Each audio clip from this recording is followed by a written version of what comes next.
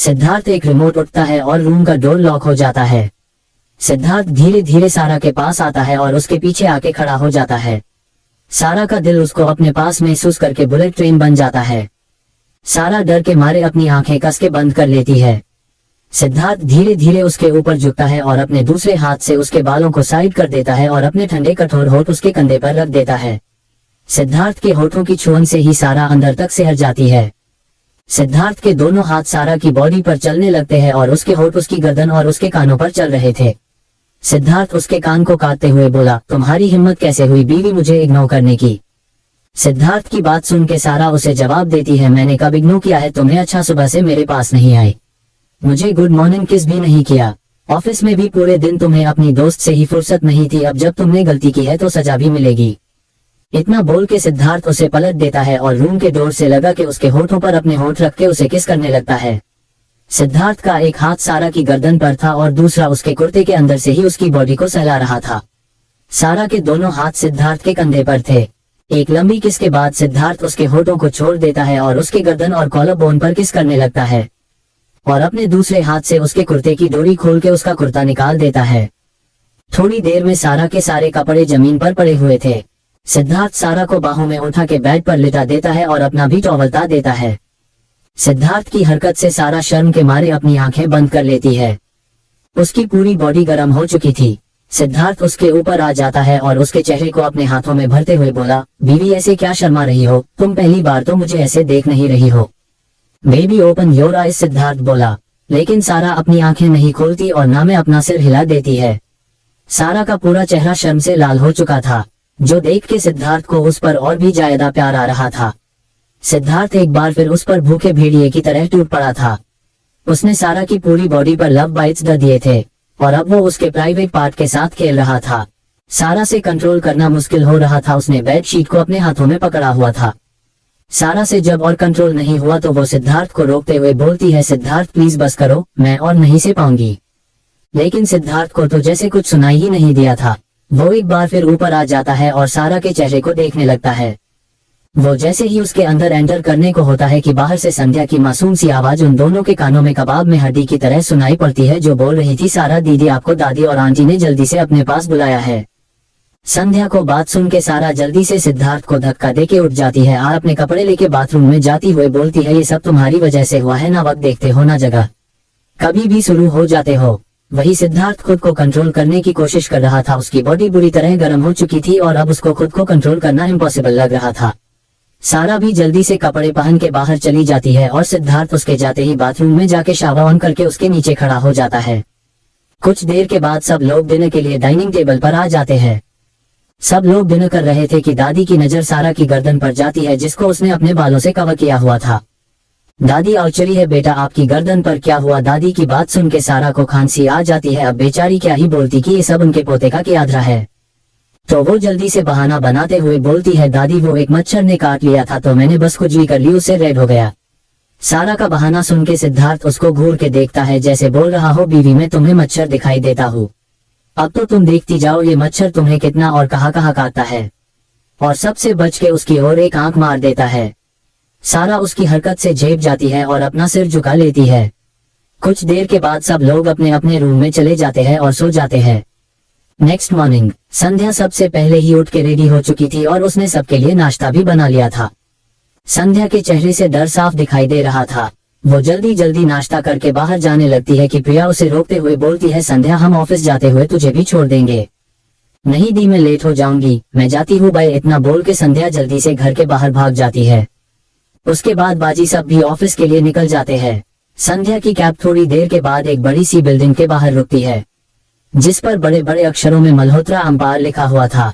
संध्या डरते डरते अंदर जाती है क्योंकि उसे बहुत घबराहट हो रही थी। वो अपना पसीना पिचते हुए अंदर जाती है और रिसेप्शन पर बैठी लड़की को अपना इंट्रो देती है और अपनी ज्वाइनिंग के बारे में बताती है। रिसेप्शन वाली लेडी उसे 30वें फ्लोर पर जाने को बोल देती है। संध्या लिफ्ट में जाती है और अपनी मंजिल की ओर बढ़ जाती है। अपने फ्लोर पर जाके वो अपने बॉस के केबिन की ओर बढ़ जाती है और डोर नॉक करती है। संध्या के डोर नॉक करने पर अंदर से कम इन की आवाज आती है और संध्या अंदर जाके गुड मॉर्निंग बोल के अपना इंट्रो देती है। अपनी बात खत्म करके संध्या वही खड़ी हो जाती है और अपने बॉस का विद करने लगती है, क्योंकि उसका अभी तक उसकी ओर पीट करके खड़ा था। अचानक से वो इंसान पलट जाता है तो संध्या के मुंह से सिर्फ एक ही वर्ड निकलता है, आप। संध्या का बॉस और कोई नहीं कबीर होता है। कबीर को डॉक्टर बनना था और वो वही काम भी करता था, लेकिन कल जब उसे संध्या के बारे में पता चला तो उसने अपने डैड का ऑफिस ज्वाइन कर लिया और उसके डैड भी यही चाहते थे तो वो भी खुश हो गए। कबीर को अपने सामने देख के संध्या की सांसें ही अटक जाती है और वो बोलती है, आप मेरे बॉस है। उसकी बात सुन के कबीर एक स्माइल पास करता है और हाँ में अपना सिर हिला देता है। संध्या को अपने सामने देख के उसे बड़ी खुशी हो रही थी, वो धीरे धीरे उसकी ओर जाने लगता है। वही संध्या तो कल की किस को याद करके ही लाल हो चुकी थी। कबीर उसकी ओर बढ़ता है और संध्या पीछे जाने लगती है। थोड़ी देर में दीवार से चिपकी हुई थी और कबीर उसके सामने खड़ा था। संध्या में डर के अपनी आंखें बंद की हुई थी।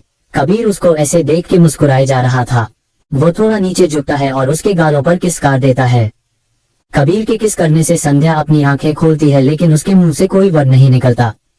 कबीर उसके गाल पर हाथ रख के बोला, जान, मुझे टाइम वेस्ट करना बिल्कुल पसंद नहीं है, इसलिए मैं डायरेक्ट पॉइंट पर आता हूँ। तो बात ऐसी है कि मुझे कल तुमसे प्यार हो गया। हाँ, तुम मुझसे प्यार नहीं करती, लेकिन धीरे धीरे हो जाएगा। अगर ना भी हुआ तो रहना तो तुम्हें मेरे पास ही पड़ेगा। और एक बात, जो मेरा होता है उसको कोई और देखे भी तो मैं उसकी जान ले लेता हूँ। फिर तुम तो मेरी रूह में उतर गई हो तो बेबी, अच्छे बच्चों की तरह इस बात का ध्यान रखना कि कोई भी तुम्हारे पास ना जाए। मैं अपने डैड से बात कर चुका हूँ हमारी शादी की, और उन्हें सिर्फ बहू से मतलब है, वो हाँ कर चुके हैं। तुम जितना जल्दी हो उतना जल्दी मुझे पसंद करना शुरू कर दो। और हाँ, मुझे पूरी सबकर टीम चाहिए, तो तुम अच्छे से खाया पिया करो, अपनी हेल्थ अच्छी रखो, और कुछ पूछना है तो तुम पूछ सकती हो। चलो अब थोड़ा काम कर लेते हैं, रोमांस हम बाद में करेंगे। संध्या तो बुद्ध बनी अब भी वही खड़ी थी, उसे टी समझाई नहीं आया कि अभी अभी यह हुआ क्या था। क्या है ये आदमी, एक दिन मिले हुए नहीं हुआ और इसने बच्चों की भी प्लानिंग कर की। जान, तुम्हें और रोमांस करना है तो तुम भी जी सकती हो, मुझे कोई प्रॉब्लम नहीं है, कबीर अपनी चेयर पर बैठे ही उठाई कहता है। संध्या की डर से हालत खराब हो रही थी। वो जल्दी जल्दी ना में सिर हिला देती है और जल्दी से एक फाइल उठा के काम करने लगती है। चैप्टर 16, मेरी शादी करवाओ।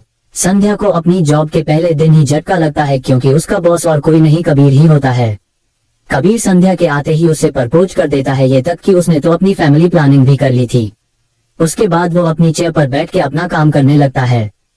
वही संध्या अभी भी गुड़िया की तरह ही खड़ी थी, उसे समझ नहीं आ रहा था कि अभी अभी उसके साथ हुआ क्या। कबीर उसे वहां खड़ा देखता है और बोला, क्या बात है, तुम वहां क्यों खड़ी हो ऐसे? क्या तुम्हारा मन नहीं भरा एक किस से? क्या तुम चाहती हो कि मैं आगे भी कंटिन्यू करूं? कबीर की बात सुन के संध्या को कुछ समझ नहीं आ रहा था कि वो क्या बोले। उसकी तो डर से हालत ही खराब हो रही थी। वो जल्दी से अपनी गर्दन नामे हिला देती है और जाके अपना काम करने लगती है। संध्या के तो अभी भी पसीने छूट रहे थे, लेकिन कबीर को तो कोई फर्क ही नहीं पड़ रहा था। संध्या सब अपने दिमाग से निकल के काम में लगी हुई थी कि अचानक ही कबीर उसी पास आ जाता है और उसका हाथ पकड़ के उसे खड़ा करता है। संध्या थोड़ा डरते हुए लेकिन हिम्मत करके बोली, सर क्या कर रहे हैं आप? कबीर अपने चेहरे पर बिना कोई एक्सप्रेशन लाए बोला, कुछ नहीं जान, वो क्या है ना कि अभी एक मीटिंग है तो हम उसके लिए जा रहे हैं और फिर तब तक लंच टाइम भी हो जाएगा, तो मैं तुम्हारे हाथों से लंच करना चाहूंगा। और एक आखिरी बात, तुम मुझे सर नहीं कबीर बुलाओगी, चाहे सब साथ हो या ना हो मुझे कोई फर्क नहीं पड़ता। संध्या के तो सब कुछ सिर के ऊपर से जा रहा था। वो सोचे जा रही थी कि किसी आदमी को एक ही दिन में प्यार कैसे हो सकता है, और भी इतनी शिद्दत वाला की शादी के लिए प्रपोज भी कर दिया। वो अपनी ही सोच में गुम थी कि तब तक कबीर उसको पार्किंग में भी ले आया था। संध्या कबीर की आवाज से होश में आती है, जो उसके लिए कार का डोर ओपन किए खड़ा था। संध्या चुपचाप कार में बैठ जाती है और उसके साथ ही कबीर भी। कबीर बैठी ड्राइवर को पार्टीशन ऑन करने को बोला और कार 2 पार्ट्स में डिवाइड हो जाता है। कबीर झट से संध्या को अपनी गोद में बैठा लेता है और उसकी गर्दन पकड़ के उसे किस करने लगता है। संध्या को तो कुछ रिएक्ट करने का मौका ही नहीं मिला। कबीर को देख के ऐसा लग रहा था जैसे वो संध्या को आज और अभी ही अपने अंदर समा लेगा।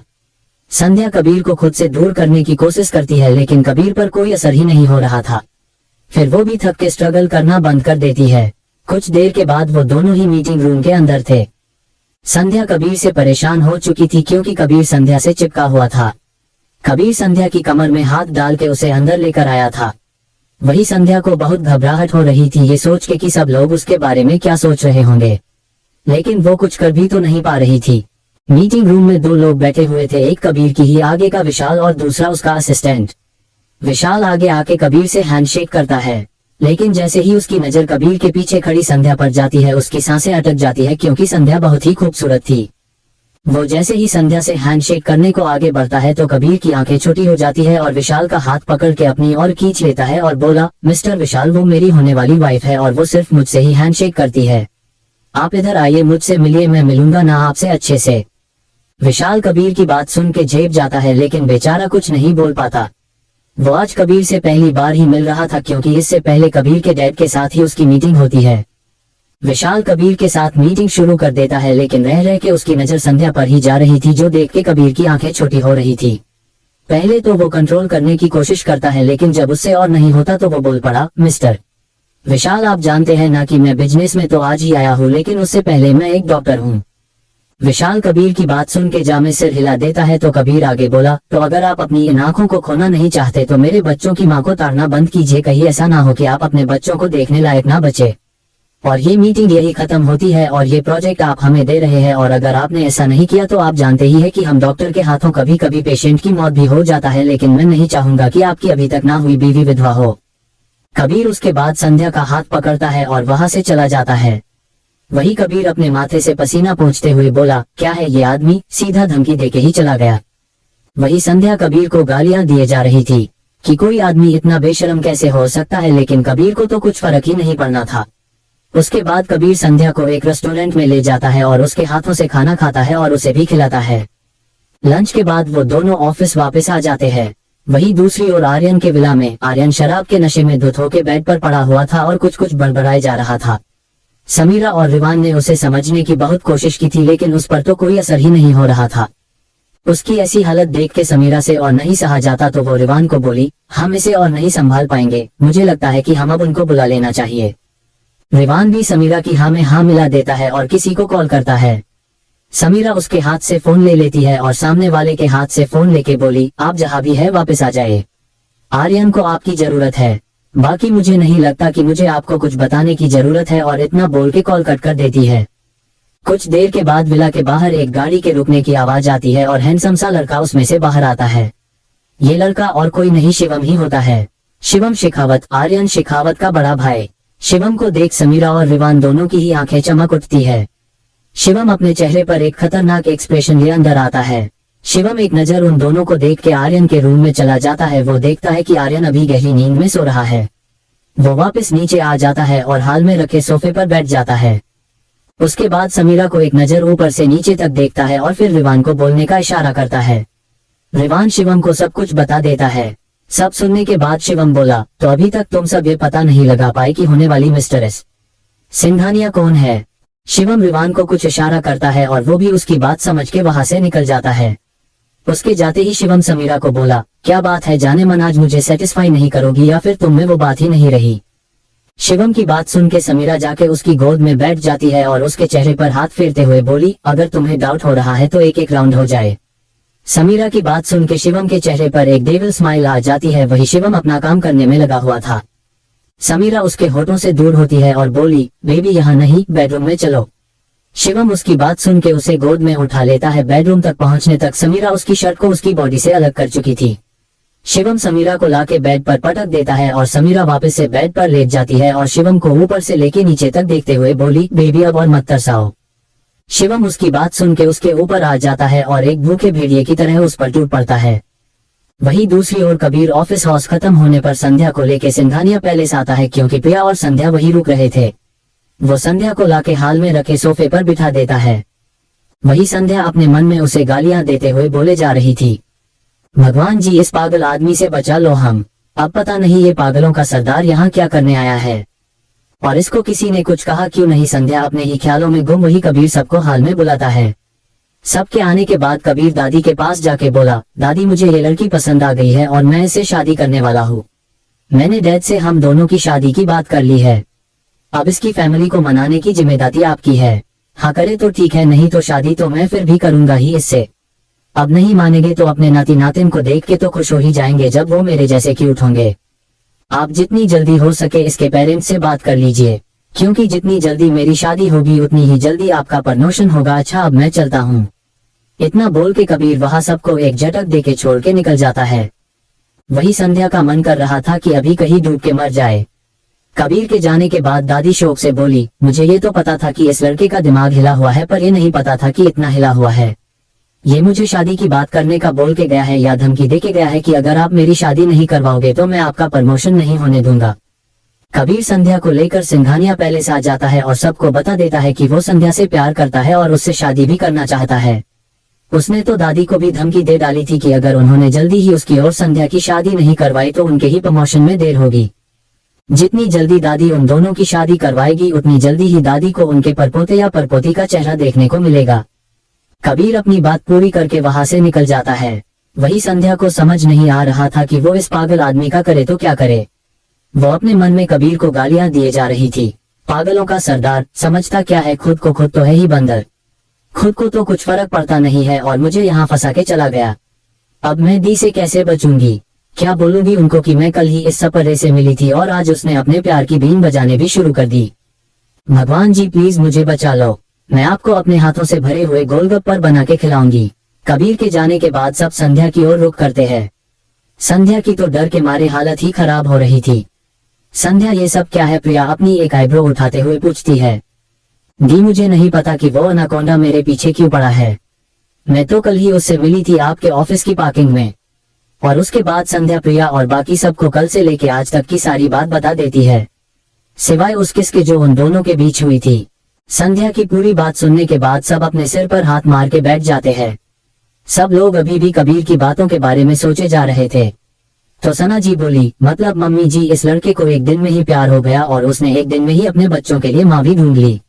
और एक हमारा ये नालायक शादी को 1 महीना हो गया है लेकिन अभी तक कोई खबर ही नहीं। सना जी सिद्धार्थ की ओर देखते हुए बोली। उसके बाद दादी की ओर मुड़ते हुए बोली, मम्मी जी मुझे तो लगता है कि अगर हमने जल्दी ही अगर इस लड़के की शादी नहीं करवाई तो ये तो मुझे शादी से पहले ही दादी बना देगा। सना जी की बात सुन के संध्या चौंकते हुए बोली, नहीं आंटी जी हम उस पागल अनाकोंडा से शादी नहीं करेंगे। उनको तो पूरी क्रिकेट टीम चाहिए। उनकी क्रिकेट टीम के चक्कर में तो हम यमराज को प्यारे हो जाएंगे। इनका अभी से ये हाल है, शादी के बाद तो पता ही नहीं ये क्या करेंगे। संध्या अपनी ही धुन में बोले चल जा रही थी, लेकिन जब वो सबको अपनी ओर हंसता हुआ पाती है तो अपनी बातों पर गौर करके झेप जाती है और जल्दी से वहां से भाग जाती है। संध्या के जाते ही सब जोर जोर से हंसने लगते हैं। फिर दादी जी ऊपर की तरफ जहां संध्या गई थी उस ओर देखते हुए बोली, अब तो ये अनाकोंडा आपको डस के ही रहेगा संध्या बेटा, अब आपको उनसे कोई भी नहीं बचा सकता है। और एक बार फिर सब दादी की बात पर मुस्कुरा उठते हैं। रात को करीब 2 बजे समीरा की नींद खुलती है और वो शिवम को अपने ऊपर सोता हुआ पाती है। समीरा ने सुबह से कुछ नहीं खाया था तो उसे जोरों की भूख लगी थी। वो शिवम को हिलाती है। शिवम अपनी आंखें खोल के देखता है तो समीरा उसे बोली, बेबी क्या बात है, आज इतना प्यार आ रहा है। समीरा की बात सुन के शिवम कुछ पुरानी यादों में खो जाता है। फ्लैशबैक, शिवम अपनी पढ़ाई पूरी करके इंडिया वापस आ गया था अपने डैड का बिजनेस टेक ओवर करने के लिए। वो जिस दिन वापस आया था उसी दिन सारा और प्रिया भी संध्या को बेंगलुरु भेजने के लिए उसे एयरपोर्ट पर आए हुए थे। शिवम जब एयरपोर्ट से बाहर आता है तब उसकी नजर सारा पर जाती है और वो उसको पहली बार देखते ही अपने होश खो बैठा था। उस दिन शिवम को एक जरूरी मीटिंग के लिए जाना पड़ गया था, इसलिए वो सारा से बात नहीं कर पाया था। पर उसने सारा के बारे में पता लगाया तो उसे पता चला कि वो मित्तल कंपनी में काम करती है। इसलिए शिवम ने सारा के पास रहने के लिए मित्तल कंपनी को ज्वाइन किया, जिसे बाद में सिद्धार्थ ने खरीद के सिंघानिया एम्पायर में मिला लिया था। लेकिन तब तक तो सब ठीक ही चल रहा था जब तक शिवम ने सारा को सिद्धार्थ की कार से निकलते नहीं देखा था। उस दिन जब सिद्धार्थ सारा के साथ ऑफिस आया था तब शिवम अपनी बाइक से ऑफिस के लिए ही आ रहा था, लेकिन उसने सारा को सिद्धार्थ की कार से निकलते देखा और उसका खून खौल गया। फिर भी उसने खुद को समझा लिया कि सारा ऐसा कुछ नहीं करेगी, लेकिन बाद में जब सारा सिद्धार्थ की पीए बनी तो उसे यकीन हो गया कि उन दोनों के बीच में कुछ गड़बड़ तो है। इसलिए वो दोनों पर नजर रखने लगा और एक दिन उसने सिद्धार्थ को सारा को किस करते हुए देख लिया था और उसका दिल टूट गया। उसने उस वक्त कुछ नहीं किया और चुपचाप वहां से निकल गया और एक बार में जाके ड्रिंक करने लगा। उस दिन ही वो पहली बार समीरा के साथ इंटीमेट हुआ था। उस दिन के बाद उसकी रोज रात की जरूरत समीरा बन चुकी थी। शिवम जानता था कि समीरा उसके छोटे भाई के साथ भी रिलेशन में है, पर फिर भी उसे कोई फर्क नहीं पड़ा और वो रोज रात को समीरा के साथ बिस्तर पर होता था। Flashback and next morning Singhania palace में सब लोगों की नींद खुलती है सारा की चीख से। सब लोग उसकी आवाज सुन के अपने अपने रूम से बाहर आ जाते हैं। जब सब लोग हाल में आते हैं तो उनकी आंखें फटी की फटी रह जाती है, क्योंकि सामने प्रिया के मॉम डैड और उसकी दादी डरे सहमे बैठे थे। सारा अनजान लोगों को घर में देख के थोड़ा डर गई थी, इसलिए ही उसकी चीख निकल गई। सिद्धार्थ के दर अमन जी आगे आके बोलते हैं, आप सब कौन है और यहाँ क्या कर रहे हैं। प्रिया भी अपनी फैमिली को देख के शौक हो गई थी। वो कुछ बोलती कि पीछे से आवाज आई, मेरे इन लॉस है डैड ये आवाज विराज की थी। सब लोग विराज को बात सुन के प्रिया की ओर देखने लगते हैं। प्रिया खुद को नॉर्मल करके आगे जाती है और बोली, माँ पापा दादी आप तीनों यहाँ क्या कर रहे हैं, वो भी इतनी सुबह सुबह। प्रिया की बात सुन के उसकी फैमिली वाले विराज की ओर देखने लगते हैं। वही विराज के फेस पर कोई एक्सप्रेशन नहीं था।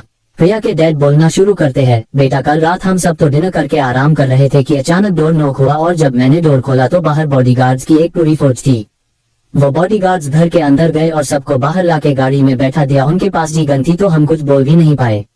उसके बाद हम थोड़ी देर में एयरपोर्ट पर थे और उसके कुछ देर बाद ये मतलब आपको किडनैप किया गया है पापा। प्रिया अपने पापा की ओर देखते हुए बोली, पर ये सब किसने किया है, प्रिया पूछती है। तो उसके डैड विराज की ओर देखने लगते हैं, जो सुबह ही उनको धमकी देके गया था कि ससुर जी अगर आपने अपनी बेटी की शादी के लिए हाँ नहीं की और अगर किसी को भी कुछ भी बोला तो आपकी खोपड़ी और मेरी तलवार। और वैसे भी मुझे ज्यादा फर्क नहीं पड़ेगा आपकी ना से, क्योंकि अगर आप ना भी बोलेंगे तब भी आपको नाना तो मैं ही बनाऊंगा। अपने डैड की नजरों का पीछा करते हुए प्रिया विराज को और देखती है और अपने हाथ बांध के खड़ी हो जाती है। विराज प्रिया की बातों को समझ के बोला, हाँ किया है मैंने इनको अगवा। लेकिन फिर बच्चों की तरह मुंह फूला के सोफे पर बैठ जाता है और बोलता है, और ये नहीं करता तो और क्या करता मैं। कल सब लोग कबीर और संध्या की शादी की बात कर रहे थे, मेरी ओर तो किसी का ध्यान ही नहीं गया। मुझे भी शादी करनी है, मैं भी बड़ा हो रहा हूँ, और अगर ज्यादा बड़ा हो गया और मेरे सिस्टम में जंग लग गया तो मेरे बच्चे कहाँ से आएंगे। इसलिए मैंने सबको ये बुला लिया। अब जल्दी से आप शादी का मुहूर्त निकलवाओ और मेरी शादी करवाओ। विराज की बात सुन के सबके दिमाग में एक ही गाना बज रहा था। चैप्टर 17 बूढ़ा कबाड़ी। विराज ने प्रिया की पूरी फैमिली को दिल्ली बुला लिया था, वो भी रातों रात किडनैप करके। और उसने ने तो अपने ससुर जी को धमकी भी दे डाली थी, अगर उन्होंने उसकी शादी में कोई विघ्न डाला तो उसे बुरा कोई नहीं होगा। और साथ ही साथ उनको नाना बनने का इनविटेशन भी दे दिया था एडवांस में। प्रिया और संध्या की पूरी फैमिली को देख के सबको एक झटक लगता है। तभी विराज उन्हें ये बोल के कि उसकी शादी करवाओ एक झटका और दे देता है। विराज ने सबको बोल दिया था कि उसने ये सब डर के मारे किया था। उसे डर था कि दादी कहीं सिर्फ कबीर और संध्या की ही शादी ना करवाए, उसकी ओर तो कोई ध्यान ही नहीं दे रहा था। उसने सबको बोल दिया कि मेरी जल्दी से जल्दी शादी करवाओ। प्रिया को विराज के ऊपर बहुत गुस्सा आ रहा था, क्योंकि उसने अभी तक अपने पेरेंट्स को विराज के बारे में कुछ नहीं बताया था, और विराज ने तो शादी की भी प्लानिंग कर ली थी। फिर आप सबको तो पता ही है कि हमारी प्रिया माता को गुस्सा कितना जल्दी आता है। वो गुस्से से विराज पे बरसते हुए बोली, तुम्हारी हिम्मत कैसे हुई मेरी फैमिली को किडनैप करने की, और तुमसे किसने कहा कि मैं तुम जैसे ढक्कन से शादी करूंगी। प्रिया की बात सुन के विराज को बहुत गुस्सा आता है। एक वो यहाँ शादी की क्या बच्चों की भी प्लानिंग करके बैठा है, और ये लड़की उसकी शादी की डेकोरेशन को ही आग लगा रही है। वो गुस्से से प्रिया के पास जाता है, उसका हाथ पकड़ के उसकी कमर से लगा देता है और फिर खुद से चिपकाए बोला, चाहे मैं ढक्कन हूँ या पतीला, शादी तो तुम्हें मुझसे ही करनी होगी। अगर सपने में भी तुमने किसी और के बारे में सोचा ना तो तुम्हारे उन्हीं सपनों में जाके उस आदमी को पेट्रोल के टैंक में डूबा के आग लगा दूंगा। प्रिया का पारा विराज की बात सुन के और भी हाई हो जाता है। वो उससे अपना हाथ छुड़ाती है और उसे थोड़ा धक्का देके बोली, तुम खुद को समझते क्या हो, बैंगन जैसी शकल है, कुत्ते जैसी अकल है, भिंडी जैसी चाल है और नूडल्स जैसे बाल है, जब देखो तब कुकर की शिटी की तरह बजते रहते हो, कौन पसंद करेगा तुम्हें। For your kind information mister Singhania, मेरे इतने भी बुरे दिन नहीं आए जो मैं तुम जैसे बूढ़े कबाड़ी को अपने बच्चों का बाप बना। तुमने मुझे फिर कबाड़ी बोला, विराज अपने दांत पिसते हुए बोला। सच हमेशा कड़वा होता है मिस्टर सिंघानिया, प्रिया बोली। उसे होश ही नहीं रहता कि वो गुस्से में क्या क्या बोले जा रही थी। प्रिया आगे बोली, तुमसे शादी करके मुझे मेरे बच्चों को ये नहीं सिखाना, कबाड़ी वाला आया घर से भंगार निकल। समझ गए तुम, अब चुपचाप इज्जत से मेरे पेरेंट्स को वापस छोड़ के आओ। प्रिया की बातें सुन के विराज गुस्से से पागल हो चुका था। उसने कस के अपने हाथों की मुठ्ठियां बंद कर ली थी, क्योंकि से प्रिया को अभी कुछ नहीं कहना चाहता था, क्योंकि वो जानता है अभी प्रिया टेंशन की वजह से गुस्से में है, इसलिए ये सब बोले जा रही है। प्रिया को टेंशन है कि अगर उसकी फैमिली ने विराज को पसंद नहीं किया तो, इसलिए वो डर रही थी और गुस्सा निकाल रही थी। वही बाकी फैमिली मेंबर्स मिलके सोफे पे बैठ के उनकी लड़ाई एंजॉय कर रहे थे पॉपकॉर्न के साथ। सना जी अमन जी की ओर देखते हुए बोली, अगला न्यूक्लियर बॉम्ब हमारे घर पे ही गिरेगा अगर इन दोनों की शादी हो गई तो। इनकी शादी मतलब वर्ल्ड वॉर 3 शुरू। हाँ सना, तुम बिल्कुल ठीक बोल रही हो। अब इस पागल को कौन समझाए कि शादी मतलब वेल के पेट में जाके कुश्ती करना। ना मुन्ना ना, ऐसा मत कर, अपने बाप की ओर तो देख, फिर शादी का जिक्र करना, अमन जी बोलते हैं। अमन जी की बात सुन के सना जी गुस्से से उन्हें घूरने लगती है और बोली, अभी तो आप ये मूवी एंजॉय कीजिए, क्लाइमैक्स में आपको मेरी मूवी का दिखाऊंगी।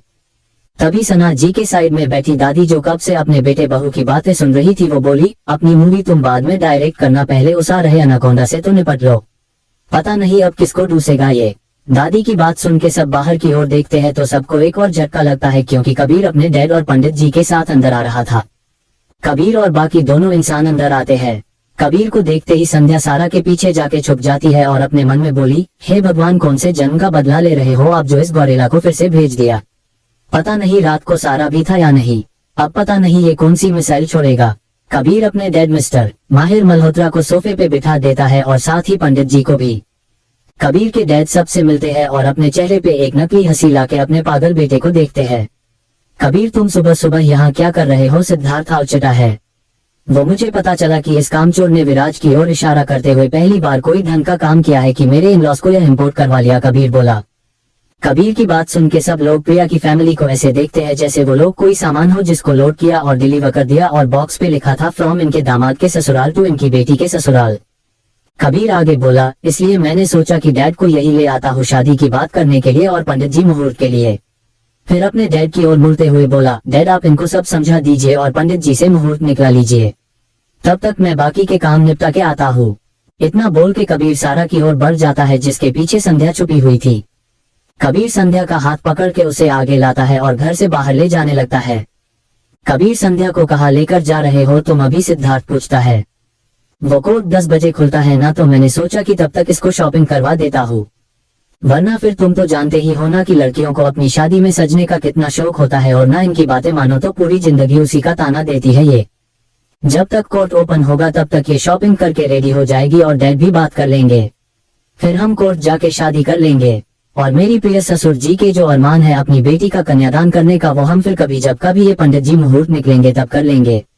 तब तक कोर्ट मैरिज से ये मेरे साथ रह लेगी, नहीं तो फिर मेरे ससुर जी बिना शादी के तुम साथ नहीं रह सकते का रिपीट टेलीकास्ट करेंगे। प्रिया के डैड को सबकी बात सुन के खुद के लिए अलेक्सा वाली फीलिंग आ रही थी कि जब चाहे जो चाहे अपनी पसंद का भोंपू बजा सके। वो बेचारे बिन पैदे के लोटे की तरह कभी विराज को देख रहे थे कभी कबीर को। कबीर, रुको, ऐसे शादी नहीं होती है, एक बार सबको बैठ के बात तो करने दो, दादी बोली। क्या तुमने संध्या से पूछा कि वो तुमसे प्यार करती है को नहीं, तुमसे शादी करना भी चाहती है या नहीं? दादी आगे बोली। दादी की बात सुन के कबीर संध्या को घूरने लगता है। वही संध्या की डर के मारे हालत खराब हो रही थी। वो मन ही मन बोले जा रही थी, भगवान जी ये मगरमच्छ तो मुझे चबाएगा भी नहीं, सीधा ही निगल जाएगा। दादी की बात सुन के कबीर वही रुक जाता है, क्योंकि वो कुछ भी कर सकता था लेकिन दासी की बात कभी नहीं टाल सकता था। वही दूसरी ओर आर्यन के घर में आर्यन को होश आ चुका था और वो अपनी भाई के गले लग के रोए जाता था। शिवम चाहे जैसा भी हो वो अपने भाई से बहुत प्यार करता था, उसे दर्द में नहीं देख सकता था, लेकिन आज आर्यन की हालत देख के उसे बहुत गुस्सा आ रहा था। शिवम उसे शांत करवाता है और फिर उसके लिए नाश्ता मंगवा के उसे अपने हाथों से खिलाता है और थोड़ी देर उसे पास बैठ के उसके सिर पे हाथ फेर के उसे शांत करवाता है। शिवम आर्यन को नींद की गोली दे देता है जिससे वो आराम से सो जाए। थोड़ी देर में आर्यन को नींद आ जाती है। आर्यन को सुला के शिवम उसके रूम से बाहर आ जाता है और खुद भी नाश्ता करने के लिए डाइनिंग टेबल पे बैठ जाता है। उसके साथ रिवान और समीरा भी थे। तो अब तुम क्या करने का सोच रहे हो शिवम? समीरा पूछती है। अगर हम सिद्धार्थ को नीचे गिराना है तो फिर से अपना बिजनेस खड़ा करना पड़ेगा, उसके लिए फिर से अपनी कंपनी को सही पोजीशन पे लाना होगा। इस बार हम सिर्फ पैसे से ही नहीं दिमाग से भी प्लानिंग करनी होगी, क्योंकि सिद्धार्थ को बिजनेस में हराना इम्पॉसिबल है। उसके दिल पे वार करना होगा, तभी उसे हर का पता चलेगा, पर हमें उसके लिए काम करना होगा। पर सवाल यह है कि उसने हमारी ऑफिस की बिल्डिंग को मलब बना दिया है, हम काम फिर से कहाँ से शुरू करेंगे? मेरे डैड के ऑफिस से, समीरा बोली। सिद्धार्थ ने हमें बर्बाद कर दिया, मेरे डैड बैंकक्रप्ट हो चुके थे। अगर हम कुछ पैसे का जुगाड़ करके मेरे डैड के ऑफिस वाली बिल्डिंग को फिर से खरीद ले तो वहां से अपना काम कर सकते हैं। ये तो बहुत अच्छी बात है सर, मैडम ने बिल्कुल सही सजेशन दिया है। इससे हमारा बहुत सारा टाइम बच जाएगा और हम जल्दी से सारे एम्प्लॉय को बुला के काम शुरू कर सकते हैं, रिवान बोला। पर इतने पैसे आएंगे कहाँ से? क्योंकि मैंने सुना है कि उसे बिल्डिंग की सिद्धार्थ बोली लगवाने वाला है। तुम इसकी फिक्र मत करो, वो सब मैं संभाल लूंगा, शिवम बोला और फिर अपनी कार की उठा के घर से बाहर निकल जाता है। शिवम अपनी कार ड्राइव करते हुए ही किसी को कॉल करता है। सामने वाले के कॉल अटेंड करते ही वो बोला, जान मैं तुम्हारा वेट कर रहा हूँ, वही जहाँ हम मिलते हैं, जल्दी आओ, मुझसे सब्र नहीं हो रहा। इतना बोल के वो कॉल कट कर देता है। थोड़ी देर के बाद उसकी कार होटल पैराडाइज के बाहर रुकती है। शिवम अपनी कार पार्क करके अंदर चला जाता है और रिसेप्शन पे जाके एक रूम की चाबी लेकर रूम में चला जाता है। थोड़ी देर के इंतजार के बाद उसके रूम का डोर खुलता है और एक खूबसूरत लड़की 2 साल की बच्ची के कपड़े पहन के अंदर आती है और आते ही शिवम के ऊपर टूट पड़ती है। शिवम भी उसका पूरा साथ देने लगता है। शिवम आर्यन के विला से निकल जाता है और अपनी कार में बैठ के किसी को कॉल करके आने को बोला। थोड़ी देर के बाद वो एक होटल रूम में होता है। कुछ देर के बाद उस रूम का डोर ओपन होता है और एक लड़की अपनी अदाओं के साथ चलते हुए अंदर आती है। शिवम को देखते ही वो उस पे टूट पड़ती है। वो अपने होठ शिवम के होठों पे डाल देती है और पैशनेटली उसे किस करने लगती है। शिवम भी उसका पूरा साथ देता है और पूरी शिद्दत के साथ उसे चूमने लगता है। कुछ देर के बाद उन दोनों को सांस लेने में तकलीफ होती है, तब एक दूसरे से अलग होते हैं और लस्ट भरी नजरों से एक दूसरे को देखने लगते हैं। उस लड़की की आंखों में आंसू आ जाते हैं और वो शिवम के गले लग के बोली, baby I miss you so much. तुम्हें तो मेरी याद ही नहीं आती। एक मैं ही हूँ जो तुम्हारे पीछे पागल है। उस लड़की की बात सुन के शिवम बोला, जान तुम रोना बंद करो, बस एक बार हमारा काम पूरा हो जाए, फिर हम दोनों ही ऐसे काफी दूर चले जाएंगे और एक सुकून वाली जिंदगी जिएंगे। बस तुम तब तक थोड़ा कंट्रोल करो। ये लड़की और कोई नहीं निकिता ही होती है जो शिवम से मिलने इस होटल में आई है। तुम मुझे कुछ देना चाहती थी, क्या तुम्हें कोई प्रूफ मिला है क्या उस सिद्धार्थ सिंघानिया के खिलाफ जो हमारे काम आ सके? शिवम बोला। शिवम की बात सुन के निकिता एक डेविल स्माइल करती है और बोली, बेबी तुमने पहली बार मुझसे कुछ मांगा था और वो भी मैं तुम्हारे लिए नहीं करती, तो भला ये कैसा प्यार होता हमारा?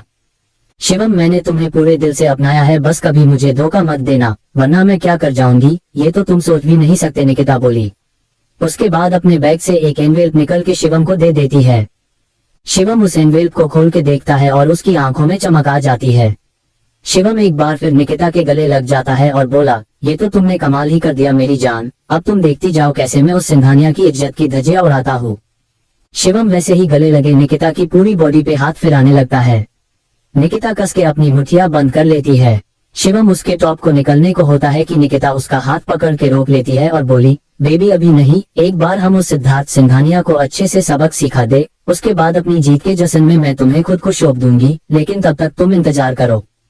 उसके बाद निकिता शिवम से थोड़ी देर बात करके उस रूम से निकल जाती है। वही उसके जाते ही शिवम एक सार्कास्टिकली मुस्कुराते हुए बोला, निकिता रानी कितनी भोली हो तुम यार, जो आज तक मुझ जैसे भेड़िए को समझ नहीं पाई, पर कोई बात नहीं, बहुत जल्द तुम मेरे बिस्तर पे होगी, पर उससे पहले मैं अपन काम तो खत्म करवा लूं तुमसे। निकिता होटल से निकल के अपनी कार में बैठ जाती है और अपना फोन निकल के किसी को टेक्स्ट करती है, बॉस मैंने प्लान एग्जीक्यूट कर दिया है और वो सारे प्रूफ भी उसको दे दिए हैं, अब आप संभाल लेना। लेकिन मुझे कुछ तो अजीब लग रहा है, कहीं कुछ गलत ना हो जाए। सामने से निकिता को रिप्लाई मिलता है, डोंट वरी मैं संभाल लूंगा। एमएसजी पढ़ के निकिता के फेस पे स्माइल आ जाती है और वो ड्राइवर को सिद्धार्थ के ऑफिस चलने को बोली। वही दूसरी ओर सिद्धार्थ ने कबीर को समझा के उसके ऑफिस भेज दिया था और विराज को वो अपने साथ ले आया था। बाकी गर्ल्स भी अपने अपने काम में लग गई थी। वही सिंघानिया पैलेस में दादी ने और मिस्टर माहिर मल्होत्रा ने प्रिया और संध्या की फैमिली से बात कर ली थी। वो लोग भी इस रिश्ते के लिए मान गए थे, लेकिन अपनी बेटियों की रजामंदी के बिना वो कुछ नहीं करना चाहते थे। रही बात संध्या और कबीर की, तो उन लोगों ने दादी और माहिर जी को हाँ तो बोल दिया था, लेकिन वो अभी शादी नहीं करना चाहते थे क्योंकि संध्या की अभी अभी ही ग्रेजुएशन पूरी हुई थी, तो सबको लगता था किसी अभी बच्ची है। बाकी सब भी उनकी बात से सहमत थे और संध्या और कबीर को वक्त देना चाहते थे ताकि वो दोनों आपस में एक दूसरे को समझ सके। निकिता सिद्धार्थ के ऑफिस पहुंच चुकी थी। आज वो सिद्धार्थ के साथ इस प्रोजेक्ट पे डिस्कस करने के लिए वहां आई थी। थोड़ी देर में वो मीटिंग रूम में होती है और सिद्धार्थ और विराज का वेट कर रही होती है, क्योंकि ये प्रोजेक्ट विराज ही करने वाला था। मीटिंग रूम का डोर ओपन होता है और सिद्धार्थ और विराज अपने फेस पे एक कठोर एक्सप्रेशन के साथ अंदर आते हैं। उनके साथ उनकी पीए यानी कि सारा और प्रिया भी होती है। सारा को देख के निकिता के तन बदन में आग लग जाती है, लेकिन वो कुछ कर भी तो नहीं सकती थी। थोड़ी देर में मीटिंग शुरू हो जाती है। प्रिया प्रोजेक्टर ऑन कर देती है और विराज निकिता को प्रोजेक्ट के बारे में समझने लगता है। पूरी मीटिंग के दौरान निकिता का ध्यान सिद्धार्थ पे ही था, जो अपनी प्यारी बीवी को निहारे जा रहा था। थोड़ी देर में मीटिंग खत्म हो जाती है और निकिता जाने के लिए उठती है। वो सिद्धार्थ से हैंड शेक करने के लिए अपना हाथ आगे करती है, लेकिन सिद्धार्थ उसे इग्नोर करके अपने फोन में कुछ देखते हुए चला जाता है। उसके साथ सारा भी चली जाती है। निकिता को सिद्धार्थ की हरकत से बहुत गुस्सा आता है और वो अपनी जलती निगाहों से सारा को देखने लगती है। विराज सिचुएशन को समझ के जल्दी से आगे जाता है और निकिता के साथ हैंड शेक करता है। उसके बाद निकिता वेज निकल जाती है और प्रिया और विराज भी। प्रिया अभी भी विराज से सुबह की हरकत के लिए नाराज थी। वो गुस्से से मुंह फुलाए हुए थी। विराज को भी ये बात पता थी, लेकिन उसने उसे मनाने की जहमत नहीं उठाई। क्योंकि उसे लगता था कि उसने जो भी किया ठीक किया। वही प्रिया उसे इग्नोर कर रही थी। वो कुछ भी बोलता तो उसका जवाब सिर्फ यहाँ में ही दे रही थी। विराज को उसकी हरकतों से चिढ़ मची हुई थी। वो गुस्से से अपनी चेयर से उठता है और प्रिया की चेयर के पास जाके अपने दोनों हाथ उसके अगल बगल रख के बोला, ये गुब्बारे की तरह मुंह फुलाना बंद करो। मैं जानता हूँ कि तुम सुबह की हरकत से नाराज हो, लेकिन मेरे पास भी तो कोई और ऑप्शन नहीं था। मैं बस तुम्हें खोना नहीं चाहता। मैं जानता हूँ कि अगर मैं तुम्हें शादी का बोलता तो तुम यही बोलती कि मैं अपनी फैमिली के बिना शादी नहीं करूंगी, इसलिए मैंने ये सब किया। बस मेरा तरीका थोड़ा अलग था, पर मुझे नहीं लगता कि मैंने कुछ गलत किया है, तो मैं सॉरी बिल्कुल नहीं बोलूंगा। इसलिए बेहतर होगा अपने मुंह में भरी हुई हवा निकल दो और एक काफिला दो मेरे लिए। मेरे सिर में दर्द हो रहा है। विराज की बात सुन के प्रिया का जो गुस्सा ठंडा हुआ था वो खुद के लिए गुब्बारा सुन के फिर से बढ़ जाता है और वो गुस्से से डिन्नेटे हुए केबिन से बाहर निकल जाती है और खुद से ही बोली, इस जल्लाद से माफी की उम्मीद करना ही बेकार है। यह मेरी जान सुखी जा रही है। घर जाऊंगी तब मॉम डैड क्या बोलेंगे? इसको कोई फर्क ही नहीं पड़ता। कॉफी पीनी है ना तुम्हें? रुको, तुम्हें तो ऐसी कॉफी पिलाऊंगी कि सारी जिंदगी कॉफी नहीं मांगोगे। थोड़ी देर में प्रिया कॉफी के साथ विराज के केबिन में हाजिर हो जाती है और कॉफी रख के खुद को मन ही मन मेल फोन बोली। विराज कॉफी उठाता है और एक सीप लेते ही उसको समझ आ जाता है कि उसकी जान ने कॉफी में चीनी की जगह मिर्ची डाल दी है। कॉफी गर्म होने की वजह से उसे बहुत मिर्ची लग रही थी, लेकिन फिर भी वो पूरी कॉफी खत्म कर देता है बिना अपने चेहरे पे एक भी सिकन लाए। प्रिया को ये देख के काफी बुरा लग रहा था। उसने सोचा था कि विराज उसे डांटेगा, लेकिन वो तो पूरी कॉफी खत्म कर चुका था। प्रिया ने उसे रोकने की भी कोशिश की, लेकिन वो नहीं माना। कॉफी खत्म करने बाद विराज अपनी चेयर से उठता है और प्रिया का हाथ पकड़ के उसे दीवार से लगा देता है और उसके ऊपर झुकते हुए बोला, तीखा तो मैंने खा लिया, अब कुछ मीठा हो जाए। इतना बोल के वो प्रिया के होठों पे अपना कब्जा कर लेता है और उसके होठों को चूसने लगता है। प्रिया भी आज उसे नहीं रोकती और उसका साथ देने लगती है, क्योंकि गलती उसकी ही थी। वही सिद्धार्थ के केबिन में सारा की हालत खराब हो रही थी, क्योंकि सिद्धार्थ ने उसे परेशान कर रखा था। वो मीटिंग रूम से आते ही उस पे टूट पड़ा था और अब अपना कंट्रोल खो चुका था। उसके लिए सिद्धार्थ को रोकना जरूरी था, क्योंकि उसकी कुछ देर में ही एक बहुत जरूरी मीटिंग थी, जिससे सिद्धार्थ होश में लाने के लिए सारा बोली, थोड़ी देर में मीटिंग है और वैसे भी ये ऑफिस है, घर नहीं, प्लीज। सारा की बात सुन के सिद्धार्थ को होश आता है कि वो क्या कर रहा है। वो जल्दी से सारा को छोड़ देता है और बाथरूम में घुस जाता है। सारा भी जल्दी से अपने कपड़े पहन लेती है और खुद को ठीक करती है। सिद्धार्थ अपने मुंह पे पानी मार के खुद को शांत करता है और थोड़ी देर में बाहर आता है। वहीं दूसरी ओर शिवम एक सुनसान सी जगह पे अपनी कार में बैठा हुआ था। थोड़ी देर में उसके पास एक आदमी आता है और उसकी कार में बैठ जाता है। उस आदमी के आते ही शिवम उसकी ओर एक एनवेलप देता है और बोला, कल के कल काम हो जाना चाहिए। हाफ पेमेंट काम से पहले दे रहा हूँ, हाफ बाद में मिल जाएगी, और अगर पकड़े गए और मेरा नाम लिया तो मुझसे बुरा और कोई नहीं होगा। नहीं साहब, आप कुछ काम दो और मैं वो पूरा नहीं करूँ। ऐसा हुआ है भला कभी? वो आदमी बोला और वो एनवेलप लेके निकल जाता है। उसके जाते ही शिवम जीर जोर से हंसने लगता है और बोला, कल अगर तुम्हारी इज्जत की धजिया ना उड़ा दी तो मेरा नाम भी शिवान सिखावत नहीं, और तुम्हारी वो महबूबा वो खुद चल के आएगी मेरे पास। चैप्टर 18 करवाली बेइज्जती और आर्यन की हवस। Next morning. आज का दिन सबके लिए बहुत जरूरी था, क्योंकि आज शेखावत कंपनी की बोली लगने वाली थी। सिद्धार्थ ने शेखावत कंपनी के शेयर गिरते ही उसे खरीद लिया था और आज वो उसकी बोली लगवाने वाला था। सभी न्यूज चैनल में ही न्यूज पब्लिश किए जा रही थी। शिवम अपने रूम में एक घमंड भरी मुस्कान लिए बैठा कुछ सोच रहा था। अचानक उसके फेस पर एक डेविल स्माइल आ जाती है और वो अपना फोन उठा के किसी को कॉल करता है। सामने वाले के कॉल अटेंड करते ही वो बोलता है, मैंने जो न्यूज तुम्हें पब्लिश करने को दी थी वो अभी पब्लिश मत करना, जब मैं तुम्हें मैसेज करूँ तब उस न्यूज को लाइव करना। और इतना बोल के कॉल कट कर देता है। फिर अपने बेड पर हाथ फैला के लेट जाता है और जोर जोर से हंसते हुए खुद से ही बोला, आज तुम्हारी हार की पहली शुरुआत है सिद्धार्थ सिंघानिया। आज अगर तुम्हारी रेपुटेशन में आग ना लगा दी तो मेरा नाम भी शिवम सिखावत नहीं, और साथ ही तुम्हारा करोड़ों का नुकसान भी होगा। जानता हूँ तुम्हें इससे ज्यादा फर्क भी नहीं पड़ेगा, लेकिन ये तुम्हारी हर की एक छोटी सी शुरुआत है। आगे आगे देखो तुम होता है क्या। यहाँ शिवम अपने ही ख्यालों में गुम था। वही हाल में समीरा और आर्यन परेशानी से चक्कर काट रहे थे। आर्यन अपना सिर पकड़ के सोफे पर बैठ जाता है और समीरा से बोलता है, पता नहीं भाई को हुआ क्या है, आज हमारी कंपनी हमारा घर सब नीलाम होने जा रहा है और उनको कोई फर्क ही नहीं पड़ रहा। वो इतने चिल कैसे रह सकते हैं, मुझे तो कुछ भी समझ नहीं आ रहा। समझ तो मुझे भी नहीं आ रहा है, लेकिन अब क्या ही कर सकते हैं।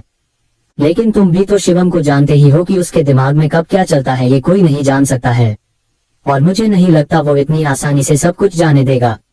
उसने कुछ न कुछ तो सोचा ही होगा। इसलिए तुम फिजूल की टेंशन लेना बंद करो, समीरा बोली। वही सिंघानिया पैलेस में संध्या डरी सहमी सी किचन में खड़ी थी। उसके माथे से पसीना साफ झलक रहा था। ऐसा इसलिए क्योंकि कबीर ने सुबह सुबह ही पूरे घर में कोहराम मचा दिया था। तो चलो जानते हैं आज कबीर ने क्या कारनामा किया है।